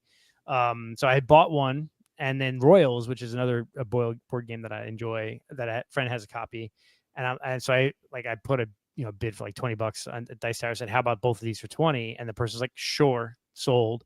And then James Odak messaged me like, you just bought 2 games from the guy from Tampa Gaming Guild. I'm like, no. Oh, So he brought them. So I picked them up early there and local. Yeah. local. Yeah. So it was good. And then what else did I get? I got one other one. I can't remember. Anyway, I think that those are the big ones. That was cool. So just kind of rounding out my collection with games I know I enjoy, know I will play. And like I will play Raw and Royals with my friend Kevin, who I play games with often regularly. But now I own my own copies, so I can bring them out and play them with I want to play Royals again. It's been a Yeah, long time. been a long I time. played it I'll right bring after it. it came out. Yeah. I'll bring it tomorrow. Okay, cool. Yeah, Carlos, or what'd you get? Saturday. Yeah, what did you get, Carlos? Carlos got some good ones. He's good. He's out there. Yeah, But- nothing too crazy. While he's pulling out his thing, Rob, you almost should have been there, man. Doing what? His face he was like lit up, man. He was selling games. He was into it. He was like, come on, hey, Yeah. $5 this, that, da, da, da, da. I should have He come saw- just to spectate. Yeah, it was just I spectator. I just don't go because I didn't have the money, and I was like, if I go, I'm gonna want to would buy buy some everything. Carlos, your wife was into it too. She's like, I've never seen him sell something or like Willie, like and she was like, at one point, like he's kind of enjoying this. I'm like, it's like an addiction. As you're still selling games, you're still like, I'll do it. Well, it was funny though, because I do appreciate. I love Carlos's giving spirit because you had the Azul Sintra, right? Is it Sintra? Summer Pavilion, I think. Summer Pavilion, Pavilion. You had Summer Pavilion for sale for $5, and there like 2 tables down. There was another one for sale, probably for more than $5, and there was like a dad and a daughter buying it, and they bought it. And he's like, like you could come over here and buy it cheaper. Like But I wanted to yell that out, but I thought that would be like, rude. Yeah, it would be kind of. Yeah, it is what it is, right? You should always scope out all the games, but. Yeah, it was cool. I do appreciate and love your kind of giving spirit. When you want to get rid of a game or sell a game, you just let's get someone to I enjoy sold it. a $100 game on. to Xeno for $5. And it's a good war game. It's just But it's one that you're not gonna play. it's So the one, move it on. Rob. It's the one with all the little fighter planes. Pacific. It's all Warfighter fighter tokens. is it and it's Warfighter these Pacific or huge something? squadrons. Oh, It was just too fiddly to play. Yeah, Xeno will too play much. it. So Xeno bought it. yeah, he'll play it. Yeah. I was So anyway, actually pleasantly surprised because some of the games I thought that I brought that were going to be garbage were like the first ones to go. So Really? like somebody was looking for that game, and then some of the ones that didn't sell, I was like actually really surprised. Like, wait a minute, how did that not sell? Yeah. Like, for $5? Come on, it's $5. Yeah. So Carlos sold probably 20, 25 games easy 25 games. But I think the biggest thing for me was what it felt good to pick up games. Like, so there wasn't any negative feelings for buying games because not only was I making space on my shelf, but I was also using the money that I had just made to buy the games. So and trading. like a So I was wash. trading for games and buying games. So right off the bat, one of the first games that I traded in for or bought is Call to Adventure. It's Brotherwise Games. And Robert, you played this with me. And Oh, yeah. Michael played- Fortino. Twice, I think. Yeah. Yep. I really like this story-driven game, 1 to 4 players. You're creating an adventure. I currently have it on the table because I want to relearn it so I can teach it to my son, Gabriel, who has been doing D&D with me. And I think this is a great, like, in that world of character building. So I'm super excited. This has been on my list to buy for so long, but it's just at that price point, just over a little over 40 some bucks, which is good. It makes me, when it's something over just over $40, I'm like, it's not a what do they call that purchase? An impulse buy. Like, over $40 to me is not an impulse buy. Yeah. Like you in have to that think about it. $25, $30 range. Okay, that can be an impulse buy. I just remembered that you mentioned D&D, so I remember the thing I acquired. I got the D&D box set for Stranger Things, Oh yeah. which I was going to borrow from Carlos, but it was like $5 at. It's funny because I had set out my copy for Wayne. Yeah, which so I is could great. close Yeah. it. Yeah. But I'm like, because it had the figures, so now we can, and like the little Demogorgon figure, and one of them is paintable. So I'm like, my kid is going to paint it. So I put that out when he came home. He saw it. He's like, oh my God. Nice. So I'm going to run him and his friends through the Stranger Things D&D setting. So And it's All so right, cool Carlos. the way they did that box set, Wayne. yeah, Because it's all themed to Stranger Things. So it's like the notes from Mike in here, like all his handwritten notes, handwritten notes and stuff. Yeah. for It's the cool. monsters. Yeah, I started looking through it. His artwork. So it's if you ever watched Stranger Things the show, Which yeah, It's my super my, themed my to it. kid and all his friends did. But it was cool. So as I sold a bunch of games, I went around and walked around, bought a game or two, came back. Carlos sold a bunch of games, and he goes, "Man, I guess I should walk around." I'm like, "You can walk around." He You're came allowed. back. kind of waiting toward like the last a half hour because I wanted to make sure that if it's still there towards the end, I can probably negotiate a better deal. And I was scoping some stuff out, like I was from a distance. And this is the next one, Rob. Uh-oh. Yeah, I want to see what you got. Let's see him. Let's see him. I was staring at it the whole time because it was in shrink, sitting over there, yeah. undaunted, 2200 Callisto. This is the 2 to 4 player undaunted in space, and I was able to get this bad boy for $30, Rob. $30. Nice. Still in shrink. Yeah. Our man Jordan, I don't know if you remember Jordan. We've played games with him at Your Turn. He played. He did a lot of when I did the tournaments for Unmatched. He would do those tournaments there too. Okay. So I hadn't seen him in forever. Sure. I bought the game from him. I negotiated down to 30, and then afterwards, I went back to ask about a different game, and I realized I know you from somewhere. And as we got chatting again, I realized how I knew him. So thank you, Jordan. Beautiful copy of Undaunted. Have to give that a run. This thing is thick. It's heavy, Rob. Oh, I'm sure there's a lot of cardboard in there. Yeah. And then I said I did some trades. I was able to trade. I don't even remember what game it was. Somebody had reached over who was selling and said, hey, can I buy that copy of whatever that was for whatever price it was? And I said, yeah, but I was eyeballing this the whole time. This is Chaos Ball by Eric Lang. It's sports ball board game. Whatever Carlos, it was going to sell for $5. So Carlos said, well, I'll take Chaos Ball instead. And he goes like, okay. And he just handed over. What was he selling that for? Everything was. I don't know what he was selling for, but he was like, here you go. All right. So I was like, I said, I was joking, but if you want to, I'll take it because I don't want to rip anybody off. You know what I mean? Like, I just feel guilty doing that. I think he just wanted to get rid of Chaos Ball. He said he kept bringing it for the last 3 years, and like nobody's ever bought it. I took it. But it's Eric Lang, man. And it's in shrink. And it's not football. It's rugby-ish. So it's rugby, sports-like. That's what's crazy to me, though, too, is Carlos and I didn't have any games in shrink. It kind of shocks me the amount of people that are selling games at flea markets, virtual flea market, or at the DGG, where they're selling games in shrink. Still in shrink. You bought a game and then never even opened it. Like, that's collectors. Yeah, they just buy them. Or they bought a game they bought a game because of the hype. Yeah, the hype dies down, and then they have no desire to play it. They never. Yeah, that's yeah. I was surprised because one of the games the guy opened up was still unpunched. And I'm like, ooh, I guess I never really touched that one. It was Legends Classics. Ay, Dios mío. The card game. The Osprey game. Yeah. Right? But it was you played one and one was too hard, so you didn't want to move on to the next one. I had bought both back to back, and we played the classics, Robert and I, with the Romans versus Carthage or something. Yeah. And it was such a deep game that I'm like, I don't think I'm ever going to play this one again. It was one of the best deck builders I've ever played. Yeah, it was a good game. But it was a lot going on. I'm very curious about Captain's Chair because of that game. But I was able to sell my copy for $5, unpunched. The guy was like, I'll take it. I was like, great, get it out of my hair. Yeah, I want to try Captain's Chair. I'm hearing good things. That's a Star Trek thing, right? Yeah, Star Trek. I was able to trade with Diego. I don't even know what I got. All I know is it said Thunder Rolls. It had NASCAR in the front, and it was designed by Richard Lanius. So for all those reasons, I thought your turn. I want your turn's on the box. If you open up the box, on one of the sides of the box on the inside has Your Turn Board Game Cafe. Yeah, Dan told me he's in the box. Yep. So I don't know. One of the logos is gonna be on one of those sides. I think it's Tantrum House. One more. There it is. Your turn. Look at that. There it is. Yep. Our man Dan. Camera. There you go. Nice. I'm looking at the rules, and because Lanius is a fan of Thunder Alley, if I remember correctly. Lanius, I heard Thunder Rolls was not very good. That's my worry. That's what I've heard. But you traded a game you were never going to play for a game that you're at least going to try. Might going to try once, yeah. It's because Richard Lanius is a racing car guy, but he also did a lot of Cthulhu stuff. If I'm right.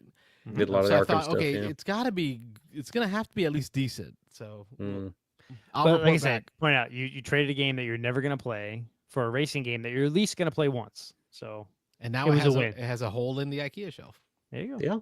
Nice. He cleared out two or three whole cubby holes. So, and he's only filled up one. Yeah.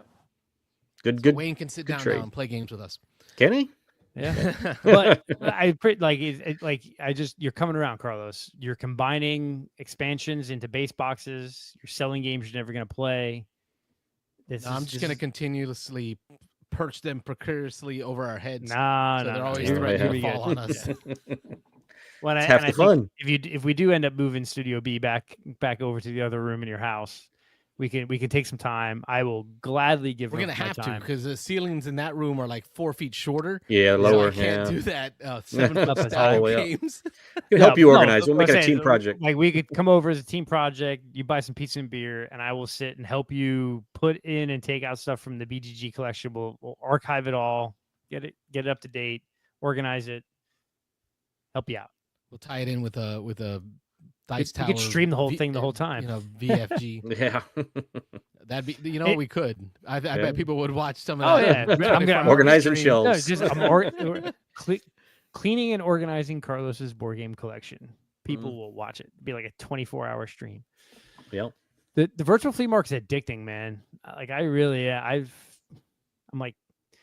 sold a bunch of stuff. I have a bunch of crap left up on there. I'm lower the price like $1 or $2 for most of them. And then I'm like, what else can I add? Let me add some more stuff. Let's do it. Got some comments in the chat. Yep. Let's see here. Jodak came in. Maybe, right? Yeah, new commenter in here. Let's see. Right here. Michael J. Rizzola. I like Thunder Roads. You have to give it a chance. Okay. I'll accept it. Yeah. Thunder Road says Mr. Jeeves. I also so there's Thunder Alley, and then there's Thunder Road Vendetta. Thunder Road Vendetta and Thunder Rolls. Thunder Rolls. Thunder seems to be a thing in racing games, huh? Yeah, I guess. Even the movie. I think Dan is looking to play some Thunder Alley at Dice Tower East. Yes. Which we tried to do last time, but then everybody just bowed out. But if we plan ahead of time, we gotta put it together, set a date, set a time, everybody be there. Yep. Yeah, we can definitely get it done. Hey, I don't know if you saw it, Carlos, but we may have a little visit from Louisiana at Dice Tower East for. I saw. There's a I'm hoping particular Hobbit in town. Yeah. Yep. He's a slacker. He's going to go to Universal and then go home. He's going for the parks, but he's not staying for Dice Tower. Come on. We'll see. Hopefully he'll drop by. I look forward to catching up. Pictures, please. Oh yeah, for sure. No pictures. It didn't happen. Yep, we'll be there. I'll bet you $5 he'll be in sandals and somehow have a burrito in his pocket. This is why he's a hobbit. He can come to Dice Tower East. We'll meet him in the bar area and play. We'll play like 7 games in the hour he's there, and then he can go to the airport. Especially on that Louisiana time. Yeah, you could get like 7 games. 7 games in. Yeah, he'll show us how. Yeah. One of them would be Terraforming Mars, probably. Yeah. Yeah. No drafting, though. That's why they can get it 7 no drafting in an hour. Push the end game. Continuing with our twig, going to talk about some of the games that we've played. I'll give you a quick highlight. I'll give you a quick run through of some of the games, and then there's a couple that I want to touch on. Let's see. In the past couple weeks, I've gotten to play Sushi Go. This was really cool. They opened up a new Starbucks near the house, Wayne, between us, right there on 41, on 41 by the Publix. They opened up a Starbucks right there. So wifey and I, middle of the day, took a lunch and just sat in the cafe and played some Sushi Go while having some Starbucks coffee while the kids were munching on birthday cake pops. So that was great to introduce her to that, get that one back on my table. Played some Potion Explosion with my son and his girlfriend, like late night. I had taught them like around 11 o'clock, and right around 11:30, we were like, I was just doing a demo, and they're like, no, let's play for real. So then we played for real till after midnight. Great game. Played some Underwater Cities, thanks to Rob, who taught that. Wayne, you brought Tokaido, so I got more Tokaido plays in, some solo plays as well. But the games that I want to talk about are Heat Tunnel Vision and Endeavor's Deep Sea. Deep Sea. Heat Tunnel Vision, I did get to play both sides of the board. Now, I did get to play solo, so I did not play multiplayer. I just wanted to see how the tracks felt. So you played the one track with tunnels and the one track without tunnels. There's Spain, and then there's Netherlands. I expected the Netherlands track to be the track with the tunnels. I don't know why I expected that. Maybe because the tunnels mechanism is used in the Nordic version of Ticket to Ride. So wow. I was kind of thinking... Stretch. Right, but they used it for the Spain track. And what the tunnels do is if you're in a tunnel at the end of your turn, you cannot take step 7, which is the discard step.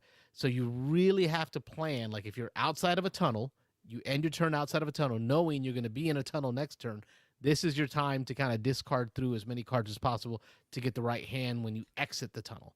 But it's only one lap, and it is a lot of tight turns with very short straightaways. So there's a lot of turning tunnels, a lot of turns, tight corners, but it's only one lap. It took a little while to get through. The good thing is it was a faster play because the tunnels prevented step 7. There were less decisions to make. So, you don't have to worry about thinking what cards am I going to discard. So it really helped the game go faster. I think what I really liked about this expansion, though, is the flip side of the board. The Spain expansion. The Spain expansion allows, the Netherlands expansion allows for a fast track. Now, it said 3 laps, and I got a little worried. I'm like, ooh, 3 laps. Sometimes heat does feel like it overstays its welcome. At 3 laps, I thought it would. But this, I think, has the longest straightaways of any. There's a back stretch and a front stretch on this track. It dang near feels like an oval, like you're almost racing on an oval, because it's just a couple of a chicane, a couple of corners, boom, you're on a straightaway, and you're going like 20-something spaces. So you're like really trying to push all those big cards out to get those boosts and everything out there. But the expansion comes with a lot of arrow cards that focus on arrow, and it adds a new mechanism where you are cooling from your discard pile. So before, you'd have to take the heat from your engine, put it in your discard, cycle your deck, get the heat in your hand before you can then cool. This mechanism that it adds into this expansion is it allows you to cool from your discard pile. So it feels really good to be able to get those out of the way before you have to draw them back up. So for all those reasons, I think Heat Tunnel Vision, for me, was a better expansion than the Heat Torrential Rain expansion. That's just my first impressions, and I played a few times. I think at least twice on each track. It was during the weekend of F1 in Spain. So while I'm watching qualifying and practices, I had it on the table the entire weekend, and I just kept playing solo games over and over again. So that's my play of Heat Tunnel Vision. Nice. And the other play that I want to talk about and highlight is Endeavor Deep Sea. So I've got Endeavor Deep Sea out, played solo because I want to relearn the rules, make sure I can get it right because I want to teach it to Melissa. Because Robert, you taught it to me. I know that you read rules wrong because you don't read rules. You just remember how you watch play videos. What was the $1 thing in? Hey! I resemble that remark. I can get a rule wrong too, which is why I wanted to play it solo, read through it, watch the videos, and I did. And holy moly, how hard it is to play solo. I liked it. I liked how difficult it was. But what I really walked away with my extra plays of Endeavor Deep Sea is this game really surpasses Endeavor Age of Sail for me. I never thought I was going to say that. Endeavor Age of Sail was my first love, I thought, in this type of game. The mechanisms, the theme, the attacking of each other, like all that fun stuff was in Endeavor Age of Sail. But what Endeavor Deep Sea brought to the table that is starting to make it surpass for me is the replayability. The mission scope and then the modular board add so much dynamicism. It's dynamic. Word. It changes. Dynamism. It changes every time you play it. I played the same mission multiple times now because I can't beat it. But because of what tiles come up during the sonar action, it's given me different tracks to go on when I secure them. It gives me different tracks to go on when I move onto those tiles, and it gives me different actions to take. So it really changes the game, even though I'm doing the same mission multiple times. I'm really seeing that they did a bang-up job with the changes. That this isn't just a re-theme of Endeavor Age of Sail. It is a completely different game, and it is all feel-good moments in this game. Endeavor Deep Sea. I highly recommend the play. Yeah, and to defend my love of Age of Sail, I don't know, you never played with any of the modules, did you? There's like 10 modules in the box that you can plug in. I don't think we have. Okay, I played one or two of them, but Yeah, they mix it up quite a bit, actually. So yeah, Mike Have should to go have a back and little try out fight some of night, those. little fight off. Yeah, try those out. Yeah. That's my twig. Those are the things I wanted to highlight. But you, Wayne, been playing anything recently? Yeah, let's see. I'm going through my list here. Played a lot of light games, a lot of 2-player games last week. Cosmoctopus is fun. I'm still trying to like. What's funny is I think I played the game once, and I focused on like doing. There's like a little like there's a Cosmoctopus. You're trying to like summon enough tentacles from the great cosmic, Cthulhu, whatever. And there's cards where if you collect certain tokens, you can kind of manipulate them, and then that gives you a tentacle, right? And I focus on that all the time, and I didn't realize that there's a whole other part of the game where you're kind of like building an engine of cards, which allow you to move and get more cards and combo things. Mm-hmm. And like towards the end of the game I played this week, I'm like, oh, okay.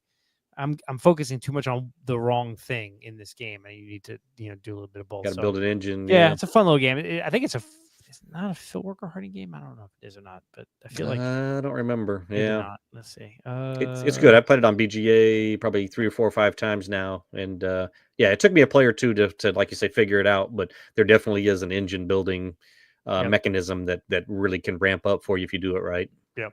I played Bunny Kingdom with the expansion and got nice. curb stomped. Oh, really? Who'd you play with? Yeah. I just some random folks. This is a BGA play that I'm going to talk about because anyway, I had never played with the expansion before, and apparently there's some scoring in there that I missed because like I scored like typical, like a pretty good score in Bunny Kingdoms in like the 140s to 150s ish, maybe, who knows. So I scored like what I would think would be a good point total for a game of Bunny Kingdom, and then there's like a 4-player game, so like me and another person scored that amount. The 2 other people clearly understood the expansion, and they were like in the 260s, 270s. Wow. Like, holy cow! Like, damn. Did the expansion put any new mechanisms, or is it just new cards? Well, there's a new board. Oh, new board. It's a new board, and you're in the clouds, and there's like a bunch of other resources and stuff. So I need to reread. I looked over it and clearly didn't look over it close enough. There's definitely some other scoring connectivity there that was pretty. I like Bunny Kingdom, but yeah, I don't know anything about that expansion. Yeah, adds a lot to it. Yeah, so we'll see if it's worth doing. For Sales up there, Bonsai, which I played a bunch lately. Captain Flip. So it's really, and the Parks, the new version of Parks, I'm really starting to like more and more the more I play it. Which is good because at the flea market, somebody sold the 2 expansions to the base game, and a friend of mine bought them. I saw her, and I was like, "Oh, Monique, she bought it." Carlos, I think you might have been there when I was talking to her. I was like, "Oh, you get the expansions?" And she's like, "Yeah." I'm like, "Oh, if I had saw those, I probably would have bought them, and then regretted it because I don't know if I'm going to keep my original Parks. That might be on the moving on thing because I think I might want to get a copy of the new Parks." Yeah. I really like what they did with the canteens and how you can sync those and the equipment. It's like in the original Parks, you could play the whole game and not really mess with the canteens and not really mess with the equipment and win, right? But now in the new version, you could really do some good combos of equipment, like fill a canteen, you get these 2 things, which triggers your equipment. You can really like ramp it up and do some crazy kind of combos. So I think I'm really starting to enjoy the updated 2nd edition of Parks to the point where I might look to get rid of my original version and get the new one. All right, well, let's get that one over to the studio. Yeah. Let's get it played at least once. I've never played Parks at all. The original Parks? Okay. I've never played any Parks. I've played Trails. Yeah, Trails. Yeah. But that's supposed to be like a little light snack. Yeah, we can do it. Jason Dunham here actually made a comment. I have both editions of Parks. I like them both. Yeah, I like original. I really like original Parks. I mean, I love it, and that's why I was looking to get the expansions because I know the expansions add to it. And I think Daryl sold his copy with expansions. I think probably Michelle. Oh yeah. So it's still in our group, but I like Parks. I really like what they're doing with the new version. So we'll see. But yeah, I can bring over you can. If I get the new version, you can certainly have my old version. So that's me for This Week in Gaming. The only other This Week in Gaming, I guess, is gaming related. I got into painting figures. I saw that. Yeah. I have never painted figs. I've always been like, I have no artistic ability. Can't do it. It's gonna be horrible. And so for years though, I said for Christmas I want to get like brushes and paints and the little handle that you can put the figure on. And so this past Christmas I got them. 5 months later, 6 months later, finally sat down, and one night I said, I'm not going to just sit and watch TV or movies or go play video games or something. I'm going to try to paint a figure. So I grabbed what I thought was the easiest one from Stuffed Fables and popped them on the little thing and painted it up, and it came out pretty good, I thought. Yeah, look good. Yeah. So, and my kid came home and was like, "Oh, that looks cool. I want to do it too." I'm like, "Really?" Yeah, started the thing. But that's a great game to do it for. Yeah, Stuffed Fables is good. Yeah. I'm not going to call it a kid's game because it is a good game. It's a great game. Flat out, it's a good game. But it's good to play with kids. It's kids themed, so if the paint isn't like up to Dan's standard, Dan from your Dan is a different. Yeah, he's on. He's on another level. He's on a pro level. People pay him for his stuff. Our level of painting would do that game wonders. Yeah, and so I painted one fig, and then my kid's like, "I want to paint too." I'm like, "All right, fine. Well, I'll pop it on here. You paint it, and then I'll touch it up." And so I bought a second handle now because I have plenty of brushes and paint. So I'm gonna okay, here's a handle, and your figure, here's my figure. I can, we'll divvy them up 50-50 and paint the game, because we had played through. I think there's 7 chapters in the base game, and we played through 4 of them. So we're on chapter 5. Wow. Although I'm thinking maybe we just go back and restart it and run through it. And I have the expansion, the Oh Brother expansion, which is another 4 or 5 stories. So cool. If I figure, and actually I think painting it will get it to the table more, because like my wife's like, "Oh man," she saw the 2 figures we painted and like, "That's pretty cool. It makes me want to play the game again." I'm like, "Okay." Cool. All right, let's do it. So yeah, to get you back to the game, that's good. Yeah, it's good. So we'll do that. And he's already asked me, like, "Well, what other games do you have that have figures?" My goal, Mansions of Madness has 1 million. A bunch. Get your paintbrush, boys. Get your Let's paintbrush. go. Yeah. And my kid is a much better artist than I am. He's a pretty good drawer and stuff. So he's just 11-year-old doesn't have that, like, the fine motor skills that probably for painting figs, but he could do some. It was pretty good. So I'm trying to figure out. I started painting one of the bad guys, and it's like a little robot dog or like mechanical dog. Mm-hmm. And I'm like, I kind of need bronze, but I don't have bronze. I have like a little starter set of paints. It's like 16 paints. And he's like, "Oh, if you mix this, and this, if you mix green, red, and brown together, you'll get bronze." I'm like, "Who said this?" My kid, my 11-year-old. Really? Yeah. And I'm like, "Oh, really?" All right. So I took a drop of all 3 and I mixed them up, and sure enough, it like bronzish color. I'm like, okay. Close enough. Yeah. I tell you, so his elementary school is like he has like the greatest art teacher apparently ever, because this guy's amazing. Like, I remember him during COVID doing art through Zoom with like 45 second graders and like holding their attention, teaching art. So it was kind of cool. So I will say big ups to Mr. O, the art teacher at my kid's elementary school, because apparently you taught him how to make bronze out of like 3 different colors. He's like, "I know the color wheel. I could do color matching." I'm like, "Okay, great." There you go. That's big in painting. Wayne slowly walks away from the table in hopes that he comes back and everything's painted. Yeah. That'd be nice. Yeah. I'd like to have one of those. I love the idea of painting, but the whole sitting still for that long, I just can't do it. I've tried multiple times. It actually, now that I'm into it, I kind of want to do it more often. Like, I'm like, go in my front room, put something on the TV, and just kind of have it.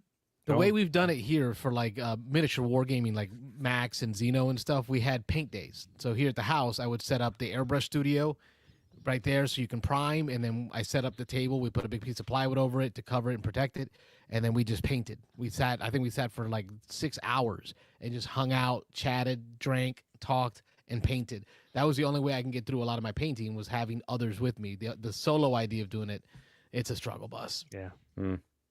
Well, speaking of the boys, fishing for more in the chat. What up, boys? Hey. Asking if we're headed to Gen Con. I know I am not. I wish. Maybe next year. Been nearly 10 years since I've been to Gen Con, but soon. We got to talk about it. In July, right? Yeah, it might be that next year I skip Dice Tower East to go to Gen Con or something like that. Like, it might be a trade-off there, So we're too close to each other. They are. Well, because you have Dice Tower East July, then Gen Con's usually late July, or late July, early August, or whatever, and then you have Dragon Con, which is that's just not going to get skipped in my household. So yeah. Yeah, end of last day of July, July 31st through Sunday, August 3rd. Yeah, There you go. and that's always tough because it's right around the start of the school year, which sucks. You know. And I got Dice Tower Retreat in beginning of September, I think. That's so close, yeah. yeah, they're all right back to back to back. So you All get. right, I mean, Rob, what's your twig? if you were independently wealthy, you could do Dice Tower East, Gen Con, Retreat, Dragon Con. Just make a whole thing out of it. 1 to 1 to 1 to 1. One big Yep. road trip. Yeah, if you were Yeah. Stephen Bonacore. Yeah. I could run through real quick. So I just was Yeah. pulling up the BGA. Just I'll hit the games that I've finished in the last week. So games that I've completed, I've been doing quite a bit online. Maracaibo, the regular Maracaibo, still love it. Love playing it on BGA. Still never played it physically. I need to get the physical copy on my table and play it. So I want to go through the little deck of story. So Aquatica, finished a game of Aquatica. It's the first time actually I think I've ever played Aquatica on BGA, and it was really solid. It was a great implementation. It ended really quick. Dan was in the game and he pushed the end of the game, and me and I forget who was in it, maybe Shimpy, her screen name, were Ashley. I think we both commented afterwards. It was like, wow, that was quick. So just I was just ramping up, just feeling like I was getting going, and it was over. So, but love me some Aquatica. It's one of my top games, probably mostly for the theme, but still solid. Nothing else has done that little pushing card here, push a card there thing that I've seen. So I really like that mechanism. Sorry, interrupting. Breaking news. Speaking of BGA, Carlos is no longer undefeated in Skydo.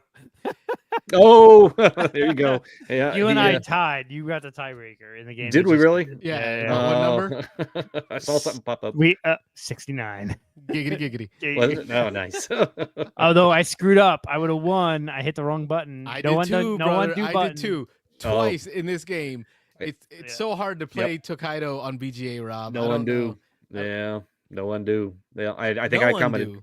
I can't remember one of the games I commented that I screwed up, but I can't remember if it was this one or the other one we played. I think it's the one I won. Yeah. Oh, was it? Okay. Yeah, I made a mistake. So anyway, Federation. I've been playing a lot of Federations. So I finished a game of that recently. It seems like I'm constantly, as soon as I get out of one of those, I get back into another one. So really good game. I've never played it in real life on the table, but I'm really liking it on BGA.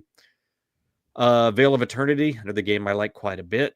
Card-based game. There's so many cards in that game. It's fun to see the different combos as you play through.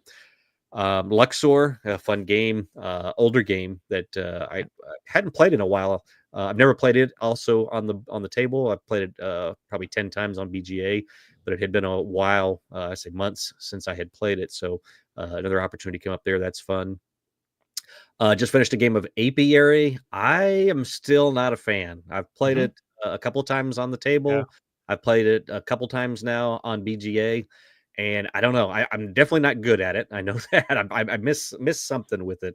There's something about the comboing of things that I don't quite do right. I guess I don't understand something maybe, but it doesn't do it for me. There's nothing, no part of that game that's like, oh, that's cool.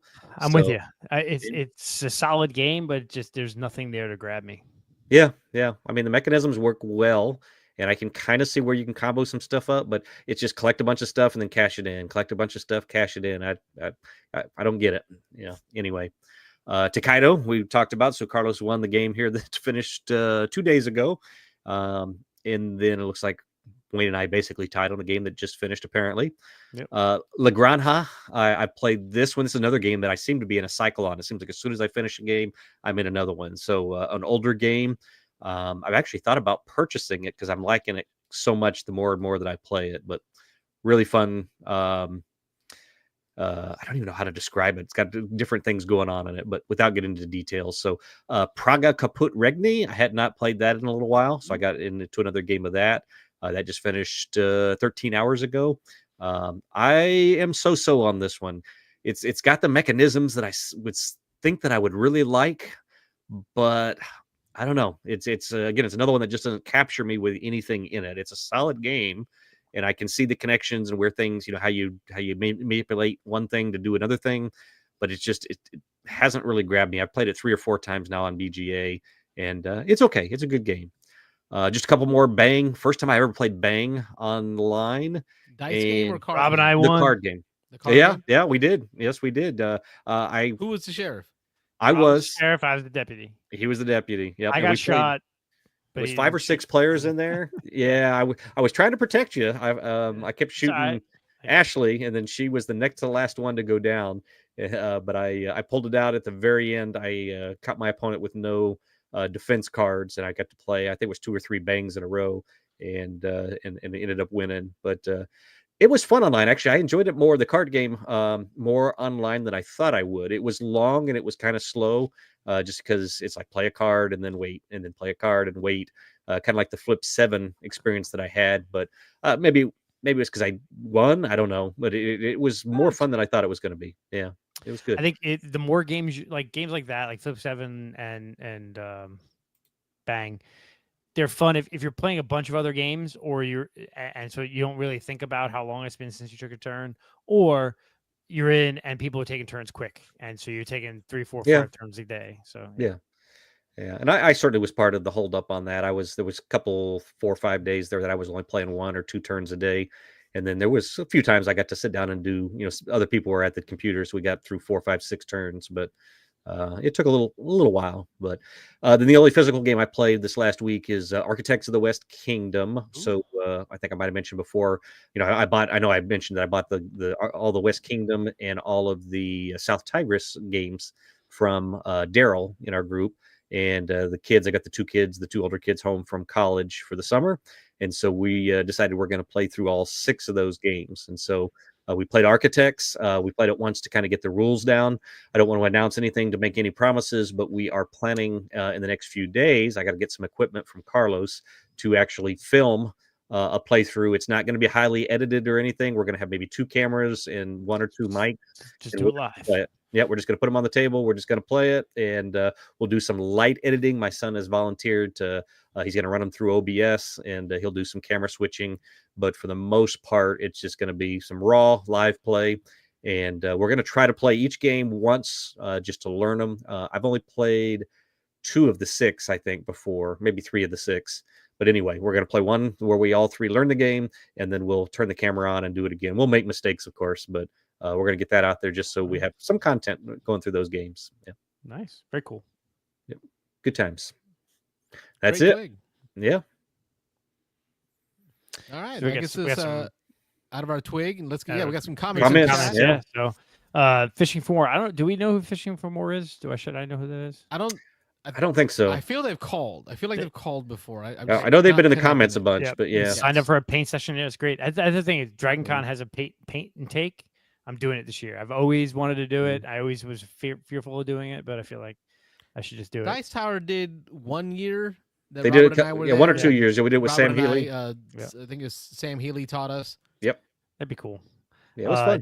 Jason Dunham typing in Rudiger Dorn is one of my favorites. So that's Luxor. Oh, nice. Yeah. And then he lists the games here. So Luxor, I love that game. I play it all the time at BGA. Oh, yeah. It's one of my favorites. Karuba. Karuba's good. I adore Karuba. That is such a great game. That is amazing. Istanbul, another one of my top favorite games of all Great time. game. Another Yep. Goa, one. I have not played, I have not played Goa. but Las Vegas, I definitely played. Las Vegas So is that good. is a nice rundown of games. Like Karuba Yeah. is amazing. Good call out, I Jason. love that game. Yes. Yeah. And then Carlos saying, I want to copy Las Vegas. Yes. Yeah, I remember it came up on you'd the show really once like it. before, and I put it on my Yeah. wish list. Yep. You definitely would like I it. own Karuba, Istanbul. I've played Luxor a ton. Istanbul's amazing. You guys haven't played Istanbul, have you? Oh, yeah, I have. have. Yeah. I played it a You have? couple times. Okay. Dice Yes, Tower. I love it. Yep. Yep. Yeah. So we played it at Dice Tower with it was BJ and Mitch, I think. yeah, Mitchell was there. Yeah, it was like 6 of us That or played. Ron Or something. Fraser and Mitch. I can't remember. Yeah, something like that. But yeah, I think BJ taught it though. yeah. Fishing for more. I'm your homie from Crooklyn. There you go. New York, your New York buddy. Yeah. Crooklyn. Fishing in Central Park. Yeah. Nope. Rock Hard. Okay, Ooh, he played just Rock Hard. That's posted. a good We one. played Yeah, Rock Hard nice. recently. Yeah, That's good. That's his twig. yeah. I haven't played that yet. I do love Brooklyn. It's a good place. Oh yeah, My nice. family's all from there. Yeah. Originally, my OG family. My dad grew up in Coney Island. The OGG. Mom grew up in Flatbush. Speaking Good of segue. OG, Yeah. going into the OGG, the Number one- other geeky goodness. The other geeky goodness that none of us have watched, but did you see today? They announced Oh, well, no. Spaceballs 2. Oh, Spaceball. Yeah, Spaceballs 2. Suck. Can't wait. Come on. Did Yeah. you watch the trailer? Yes. Oh, were you gonna call that a trailer though? Like, Yeah, No, it was, who cares? It's it great. was an announcement. Just It a was little a scroll. amazing. The Star Wars It was scroll. a hilarious yeah. scroll. Yeah, I it had was to show it funny. to my son. And what's his name at the end? Mel Mel Brooks. But I noticed 90, I he's watched it 90 again. something years old, man. Yeah, see, I watched it again and zoomed in. He's sitting in a wheelchair when I he's doing zoomed in that too. there. I wasn't sure. Yeah, It looked he's like old. He's one. 99 or something, right? Yeah, he's up there. But man, it was cool to see his enthusiasm. But he was like, people have been demanding a great movie. This is not it, but we're gonna do it anyway. So he's 98 years old. 98. June 28th, Wow. 1926. Wow. I didn't So know he was just- that old. Like Yeah. I just like I also love. So I believe I could be wrong. Either today or in the last day or two would have been Anne Frank's birthday. Oh, really? World War II, obviously, Diary of Anne Frank. He was only born 3 years before her. Okay. So just think about it, like we think it's hard to imagine history and ages Yeah. and where people are, right? So like, yeah, Mel Brooks is 98 years old, and Frank would have been like 96 or something like that, or 95. Wow. We were So- like in elementary school learning about Anne Frank. Like, Yeah. and he's older crazy. than her. Yeah, only by 2 years, 3 years. Couple years, yeah. It's crazy. But yeah, 99 years old. I love Mel Brooks, and I can't. Oh, I have wanted a Spaceballs 2 for But we 30 my son years. and I were opining. We were like, what could it be? Like, what Who's gonna be in it? what can- storyline are we gonna have here? Is it- Yeah. It's gonna be amazing because it's Mel Brooks. Like I Rick don't know. Moranis is definitely on board. We saw my daughter Yep, looked because it he up. just and, because yeah. he came out of retirement, so he's oh my god, can you imagine Yeah. Rick Moranis back as Lord Dark Helmet. Come Yeah. on. Or Dark Helmet, Lord yeah, Helmet. Dark Yeah, that was Dark Helmet. Yeah. whatever it is, yeah. Oh my Yeah. god, I love it. I mean, come on, no. I mean, like, I don't know. Have you ever seen a Mel Brooks movie that you didn't enjoy? No, No. there's to some extent they were all good. Yeah. Young Frankenstein, Blazing Saddles, Spaceballs, Producers, History of the World Part One, I Robin Hood Men in worry- Tights. Are they gonna push the boundaries? Are they gonna push the boundaries? He always It's Mel has. Brooks safe. Dude, He he's always has, 98 yeah. years old. Do you really think he gives a? No more filters. Imagine him with no filters. Yeah. He's never had one, dude. Yeah, pretty much. Have, yeah. you seen Blazing Blazing Saddles? Saddles? Yeah, exactly. Like Mel Brooks has never had a filter, man. That guy's, yeah, I'm so excited about that. Yeah. It'd be a whole new generation of quotables for our kids to take on. I quote Mel Brooks all the damn time. Yeah, Mm. this one goes to plaid. Yeah. Yeah. Yeah. How many assholes do we have on this? I'm just used surrounded by I just used assholes. that like last week. All the time. Yeah. I've used that at work a lot. Yeah. Barf, half man, half dog. I'm my own best friend. Oh, God rest his soul. Yeah. John Yep. Candy. Yeah. Yep. So So yeah, OGG? that's the OGG there. I think Well, other trailers, F1 with Brad Brad Pitt. Pitt. Brad Pitt, Oh, yeah. and the guy from Dune, the Spanish dude. Timothy Chalamet, right? Or No, no, no. Diego, not Diego. Right, I'm struggling, but the guy from Dune. Yeah, I know what you're talking about. Yeah. I'm excited. The more I watched, I was in Daytona during the 24-hour race when they filmed the parts of the movie where Brad Pitt was driving in the 24-hour race. Because in the film, the character races in the 24-hour race. So his car was out there during all that. They had all the security details. I never saw him, because of course it's Brad Pitt. But we were there for the filming of those scenes. And now that the trailers are coming out, there really are starting to show some. I was very like, okay, this could be as bad as like Sylvester Stallone in a race car, right? Like, what was that 80s movie or the 90s movie? I don't The remember Indy car? Sylvester Stallone in a race car. Yeah. Wow. Sylvester Stallone did a racing movie, and it was not good. It wasn't. Javier Bardem, is that the one y'all were trying to come up I with? believe so. Yeah. Okay, That's yep. it, yeah. But this one is the F1 folks got to watch it. All the drivers got to watch a screening of it. All the racers are saying, okay, this is a good racing movie. I'm starting to get excited.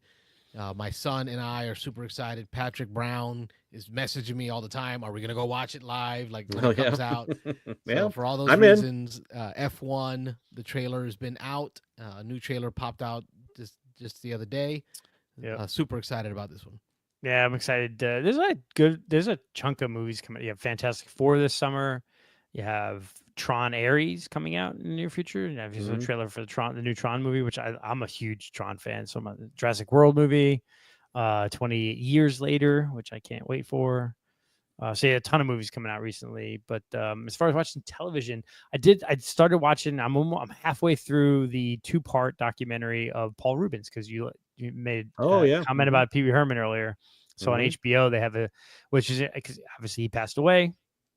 But before he passed away, he had this where we got interviewed for hours and hours on end, and then they took that interview and interspersed it with historical footage of kind of how he grew up, and grew up here in Florida and was around the Ringling people, because obviously in Sarasota was the Ringlings, and he kind of got into that and then moved to LA and got into acting and directing, not directing, but acting. And it was interesting just seeing sort of the trajectory of his career. And Pee Wee Herman started out as a spoof late night very adult type comedian thing, and how it morphed into this kids thing. And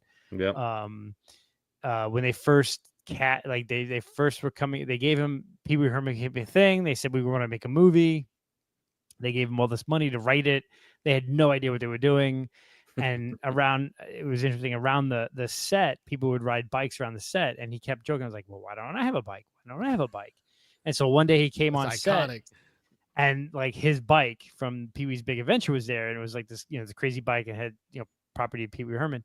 So then he's like, that's it. I'm just gonna write a movie about how Pee Wee loves this bike and it gets stolen. And so Pee Wee's Big Adventure came out of nowhere. It was, they scrapped everything. They had nightmares. Okay. Nightmares. Nightmares. The trucker, the creepy trucker. Oh yeah. The one come with on, the man. So it was just kind of interesting. And so Pee Wee's Big Adventure came about because he complained that he didn't have a bike to ride around the set jokingly, and someone gave him it, and whatever.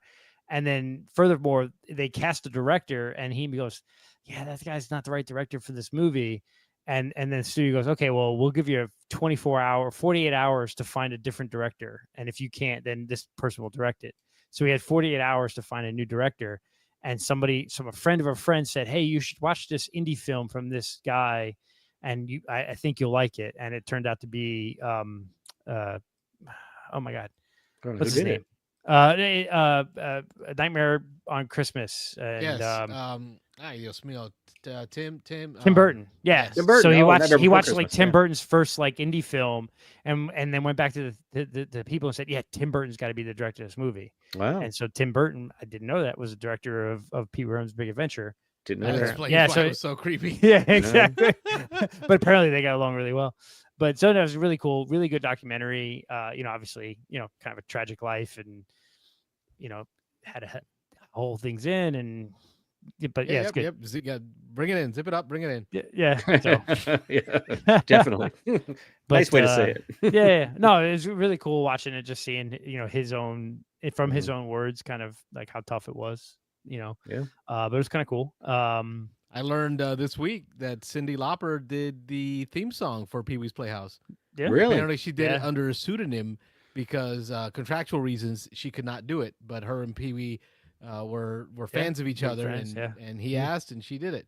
Yep. Oh, cool. That's all interesting stuff. Yeah, it's a fun documentary to watch. And then I started rewatching The Blacklist. I don't know why. I enjoy James Spader, I guess. And Carlos, I think I mentioned it. I don't know if I mentioned it. My kid has started watching The Rookie. I don't know why. My 11-year-old's up to season 4 of The Rookie now, or something like that. So good show. It's a fun show. Yeah, it's a fun cop show. Nathan Fillion does a great job. I love Nathan Fillion, so yeah, it's yeah, my favorite. So yeah, my wife saw a picture because she's a fan because of Castle. That's where she fell in love with him. Yeah, she saw a picture of his new character in the Superman movie. Oh, he's Guy Gardner. She's like, is that AI? Because that can't be real. No, it's real. And Guy Gardner is the biggest jerk. And so it's gonna be amazing for him to play that role. I think he's gonna be perfect for it, because she showed me an article about how he asked for that haircut. Mm-hmm. No, I want the real haircut. I don't want a wig. I want the haircut. Yep. Yeah, it's good. I'm excited for that. So I think that's gonna be amazing. So a part of my OGG ties in with a new video game that was just announced recently. We finally finished The Expanse. And I just learned 2 days ago that there is an RPG in the Expanse universe. Osiris Rising is the subtitle of it, but it's the Expanse Osiris Rising that's scheduled to come out, I think, later this year. A And video game? yeah, video Ooh, game. okay. It's an Sign me RPG. up. Yeah. It gave me some feels of what was the other space one Mass that we Effect. talked? Mass Effect. Yep, it gave me some Mass Effect feels. But Nice. yeah, RPG in space. So yeah, really excited about that. But yeah, so me and the daughter finished that up. The last season was only I think 6 episodes. It's good though, right? It's Yeah, it good was. ending. It Yeah. felt rushed at the end. You Yeah. could kind of tell they were trying to quickly wrap it up, and I guess they had to for various reasons. They kind of had to do some things to finish the show earlier than they were expecting. So you kind of felt like that they had cut some stuff out and rushed it to the end. Still a But really good series oh though. yeah, great series. I really enjoy that we watched it. So we've got 1 episode left in the first season of Last of Us. So we're Ooh. enjoying that. Oh, is That's that a big episode? Is that a big one? So okay, yeah, Yeah. we're excited for it. We the next to last one, we're like, oh, I should mean, we you watch play the it? video game, so you know how the first video game ends, right? Yeah, So that's the last exactly. episode. Oh no, I said actually no. I'm sorry. I said the first season. We are actually at the second season. So Oh, I okay. apologize. No, the second season. you Yeah, we've plowed watched almost through. all of it Okay. now. So yeah, we're Okay. almost done with it. My fault. Yeah. So Okay. yeah, I did not play. I thought I had played the second game, but You did not.